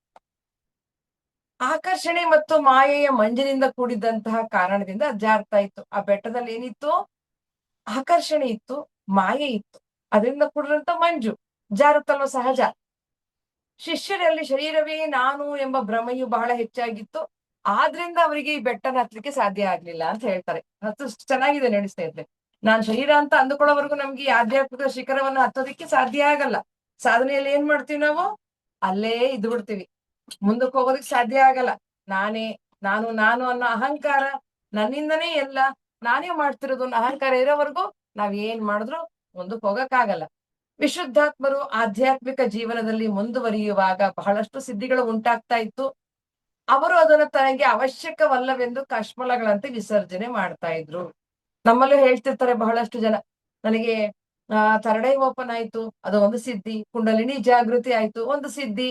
ನನಗೆ ಆ ರೀತಿ ಅನುಭವ, ಈ ರೀತಿ ಅನುಭವ ಅಂತಂದಾಗ ಅದನ್ನ ಹಾಗೆ ಬಿಟ್ಟು ಬಿಡಬೇಕು, ಅದನ್ನ ಹಿಂದೆ ಹೋಗಬಾರದು ಅಂತ ಒಂದು ಮಾತು ಆಧ್ಯಾತ್ಮಿಕದಲ್ಲಿ ಬರುವಂತಹ ಅತ್ಯಂತ ಪ್ರಮುಖವಾದ ವಿಷಯ. ಆ ಸಿದ್ಧಿಗಳನ್ನ ನಾವು ಇಲ್ಲಿ ಏನ್ ಮಾಡ್ತಾರೆ? ಕಶ್ಮಲಗಳಂತೆ ಪ್ರತಿದಿನ ನಮ್ಮ ದೇಹದಿಂದ ಕಶ್ಮಲಗಳನ್ನ ಮಲಮೂತ್ರದ ರೂಪದಲ್ಲಿ ವಿಸರ್ಜನೆ ಮಾಡ್ತೀವಲ್ಲ, ಆ ರೀತಿ ಆ ಕಶ್ಮಲಗಳನ್ನು ತೆಗೆದಾಕ್ಬಿಡ್ಬೇಕು. ಅದ್ರ ಹಿಂದೆ ಏನೋ ನನಗೇನೋ ಸಿದ್ಧಿ ಬಂತು ಧ್ಯಾನದಲ್ಲಿ ಅಂತ ನಾವು ಅದ್ರ ಹಿಂದೆ ಹೋಗ್ಬಾರ್ದು. ಮಾಯೆಯು ತನ್ನ ಆಕರ್ಷಣೆ ಎಂಬ ಉಪಾಧಿಯಿಂದ ಎಲ್ಲರನ್ನೂ ಹಿಡಿದುಕೊಂಡಿತ್ತು. ಏನ್ ಮಾಡಿತ್ತು ಮಾಯೆ? ತನ್ನ ಒಂದು ಆಕರ್ಷಣೆಯಿಂದ ಎಲ್ಲಾನು ಹಿಡ್ಕೊಂಡಿದೆ. ಅವೆಲ್ಲವೂ ಅನಾತ್ಮ ವಸ್ತುಗಳಾದ್ರಿಂದ ಅವುಗಳನ್ನ ಜೀವಾತ್ಮನು ಸತ್ಸಂಗ ಎಂಬ ಬೆಂಕಿ ಕಡ್ಡಿಯನ್ನು ಉಪಯೋಗಿಸಿ ವಿಚಾರವೆಂಬ ಬೆಂಕಿಯನ್ನು ಸುಟ್ಟು ಹಾಕಿದನು. ಆಗ ಅನಾತ್ಮ ವಸ್ತು ಚಿಂತನೆಗಳೆಲ್ಲವೂ ಮಾಯವಾಯ್ತು. ಆ ಒಂದು ಕಲ್ಯಾಣ ಮಂಟಪಕ್ಕೆ ಹೋಗ್ತಾರಲ್ಲ, ಅಲ್ಲೋಗಿ ಬೆಂಕಿ ಕಡ್ಡಿ ಗೀರ್ತಾರಲ್ಲ, ಬೆಂಕಿ ಕಡ್ಡಿ ಗೀರ್ದಾಗ ಏನಾಯ್ತು? ಬೆಂಕಿ ಕಡ್ಡಿ ಅಂದ್ರೆ ಯಾವ್ದದು? ಬೆಂಕಿ ಕಡ್ಡಿ ಅಂದ್ರೆ ಏನಿರ್ತದ್ರಲ್ಲಿ? ಒಂದು ಜ್ವಾಲೆ, ಒಂದು ಬೆಂಕಿಯ ಕಿಡಿ, ಅಂದ್ರೆ ಜ್ಞಾನದ ಒಂದು ಕಿಡಿ. ಜ್ಞಾನದ ಒಂದು ಕಿಡಿಯನ್ನ ಅಲ್ಲಿ ಹತ್ತಿದ ತಕ್ಷಣ ಏನಾಯ್ತು? ಹತ್ತಿದ ತಕ್ಷಣ ಅಜ್ಞಾನವೆಂಬ ಆ ಮಂಡು ಅಹಂಕಾರ, ದೇಹ ನಾನು ಅನ್ನೋ ಅಜ್ಞಾನ ಎಲ್ಲಿ ತುಂಬಿತ್ತು ಅದು ಪೂರ್ತಿ ನಾಶವಾಗೋಯ್ತು. ಅನಾತ್ಮ ವಸ್ತು ಚಿಂತನೆಗಳೆಲ್ಲ ಮಾಯ ಆಗೋಯ್ತಂತೆ. ಅನಾತ್ಮ ವಸ್ತು, ಆತ್ಮ ಅಲ್ಲ. ಆ ಆತ್ಮದ ಅಂದ್ರೆ ಈ ಒಂದು ಆಧ್ಯಾತ್ಮನದ್ರಲ್ಲಿ ಆತ್ಮ ಇದೆ. ಆಧ್ಯಾತ್ಮ ಸಾಧನೆ ಅಲ್ಲ, ಭೌತಿಕ ಪ್ರಾಪಂಚಿಕ ಜೀವನದ ಸಾಧನೆಗಳವೆಲ್ಲ, ಅವೆಲ್ಲ ನಾಶ ಆಗೋಯ್ತು. ಚಿತ್ತದಲ್ಲಿ ನಾನು ಎಂಬ ಭಾವನೆ ಇದ್ದುದರಿಂದ ಕುಸಿಯಲಿಲ್ಲ. ಆ ಒಂದು ಕಟ್ಟಡ ಯಾವ್ದ್ರಲ್ಲಿ ಯಾಕೆ ಕುಸಿಲಿಲ್ಲ ಅಂತಂದ್ರೆ ಮೇಲ್ಚಾವಣಿ ಅಲ್ಲಿ ನಾನು ಅನ್ನೋದಿತ್ತು ಚಿತ್ತದಲ್ಲಿ, ಅದರಿಂದ ಅದು ಬೀಳ್ಲಿಲ್ಲ ಅಂತ ಹೇಳ್ತಾರೆ. ಸರಿಯಾದ ಉಪದೇಶದಿಂದ ಪರಿವರ್ತನೆಗೊಂಡ ಹೆಂಗಸರು ಶರೀರವನ್ನು ಮತ್ತೊಬ್ಬರ ಆಕರ್ಷಣೆಗೆ ಒಳಪಡದಿರುವ ರೀತಿಯಲ್ಲಿ ತಮ್ಮ ಅಲಂಕಾರವನ್ನು ಸರಿಪಡಿಸ್ಕೊಳ್ತಾ ಇದ್ರು. ಮತ್ತೆ ಬಂದಾಗ ಅವ್ರು ನೋಡ್ತಾರೆ, ಮತ್ತೆ ಅಲಂಕಾರ ಮಾಡ್ಕೊಳ್ತಾ ಇದ್ದಾರೆ. ಆದ್ರೆ ಈಗ ಡಿಫರೆನ್ಸ್ ಏನಪ್ಪಾ ಅಂತಂದ್ರೆ, ಈಗ ಅಲಂಕಾರ ಮಾಡ್ಕೊಳ್ತಿರೋರು ತಾವು ತಮ್ಮ ಶರೀರ ಮತ್ತೊಬ್ಬರ ಆಕರ್ಷಣೆಗೆ ಒಳಪಡಬಾರದು. ನಮಗೋಸ್ಕರ ಅಷ್ಟು ಬೇಕು ಅಷ್ಟು ಮಾತ್ರ ಮಾಡ್ಕೊಳ್ಳೋಣ, ಆಕರ್ಷಣೆಗೋಸ್ಕರ ಈ ದೇಹ ಅಲ್ಲ, ಸಾಧನೆಗೋಸ್ಕರ ಈ ದೇಹ ಅಂತ ಅರ್ಥ ಮಾಡ್ಕೊಂಡು ತಮ್ಮ ಅಲಂಕಾರವನ್ನು ಸರಿ ಮಾಡ್ಕೊಳ್ತಾ ಇದ್ರು ಅಂತ. ಗಂಡಸ್ರು ಏನ್ ಮಾಡ್ತಾ ಇದ್ರು? ಈ ಶರೀರದ ಆಕರ್ಷಣೆ ಎಂಬ ಮಾಯೆಯಲ್ಲಿ ಬಿದ್ದು ಹಾಳಾದ್ವಲ್ಲ ಅಂತ ಆಲೋಚನೆ ಮಾಡ್ತಾ ಇದ್ರಂತೆ. ಅಲ್ಲಿದ್ದ ಮಕ್ಕಳೆಲ್ಲ ಏನ್ ಮಾಡ್ತಾ ಇದ್ರು? ಮಾಯಾ ಲೀಲೆ ಅಥವಾ ಅಜ್ಞಾನದಲ್ಲಿ ಆಕರ್ಷಣೆ ಎಂಬ ನಾಟಕವನ್ನು ಮಾಡ್ತಾ ಇದ್ರು. ಯಾರ ಮಕ್ಕಳು? ಯಾರಿನ್ನು ಪ್ರಾಪಂಚಿಕತೆಯಲ್ಲಿ ಇರ್ತಾರೆ, ಒಂದು ಭೌತಿಕವಾದ ಜೀವನ ನಡೆಸ್ತಿರ್ತಾರೆ, ಯಾವುದೇ ಸಾಧನೆಯಲ್ಲಿ ತೊಡಗಿರಲ್ಲ, ಅವ್ರದೆಲ್ಲ ಮಕ್ಕಳಾಟ. ಆ ಏನೆಲ್ಲ ಮಾಡ್ತಿರ್ತಾರೆ, ತಾವೇನೋ ಆಸ್ತಿ ಮಾಡ್ತಾ ಇದೀವಿ, ಪೂಜೆ ಮಾಡ್ತಾ ಇದೀವಿ, ದೇವಸ್ಥಾನಗಳಿಗೆ ಹೋಗ್ತೀವಿ, ನಾನೇನೋ ಮಹಾಭಕ್ತ, ನಾನೇನೋ ಬಹಳ ಒಂದು ಪ್ರಾಪಂಚಿಕತೆಯಲ್ಲಿ ಸಾಧಿಸ್ಬಿಟ್ಟಿದೀನಿ ಅಂತ ಮಾಡ್ತಿರ್ತಾರಲ್ಲ, ಇದೆಲ್ಲವೂ ಮಕ್ಕಳಾಟ. ಈ ಒಂದು ನಾಟಕದಲ್ಲಿ ಆ ಒಂದು ಮಕ್ಕಳಾಟದ ರೀತಿ ಇತ್ತು ಅಂತ. ಅಹಂಕಾರ ಎಂಬುದರಲ್ಲಿ ನಾನು ಸಿಕ್ಕಾಕೊಂಡು ಬಳಲ್ತಾ ಇದ್ದೀನಿ ಅನ್ನೋದು ಕೊನೆಗೆ ಅವರಿಗೆ ಅರ್ಥ ಆಗುತ್ತೆ ಸ್ನೇಹಿತರೆ. ಹೀಗೆ ಒಂದು ವಿಶುದ್ಧಾತ್ಮರ ಒಂದು ಚಿಂತನೆಯನ್ನ ಈ ದಿನ ನಾವು ಮಾಡಿದ್ದೇವೆ. ಇಲ್ಲಿಯವರೆಗೂ ಇದು ಆಗಿರುವಂತ ಈ ಒಂದು ವಿಷಯದಲ್ಲಿ ತಮ್ಗೇನಾದ್ರೂ ಸಂಶಯಗಳಿದ್ರೆ ಕೇಳಬಹುದು. ಆ ವಿಶುದ್ಧಾತ್ಮನ ಆ ಒಂದು ಆಶೀರ್ವಾದದಿಂದ ವಿಶುದ್ಧಾತ್ಮರೇ ನಿಮಗೆ ಉತ್ತರಗಳನ್ನ ಕೊಡ್ತಾರೆ ಅಂತ ಹೇಳಬಹುದು.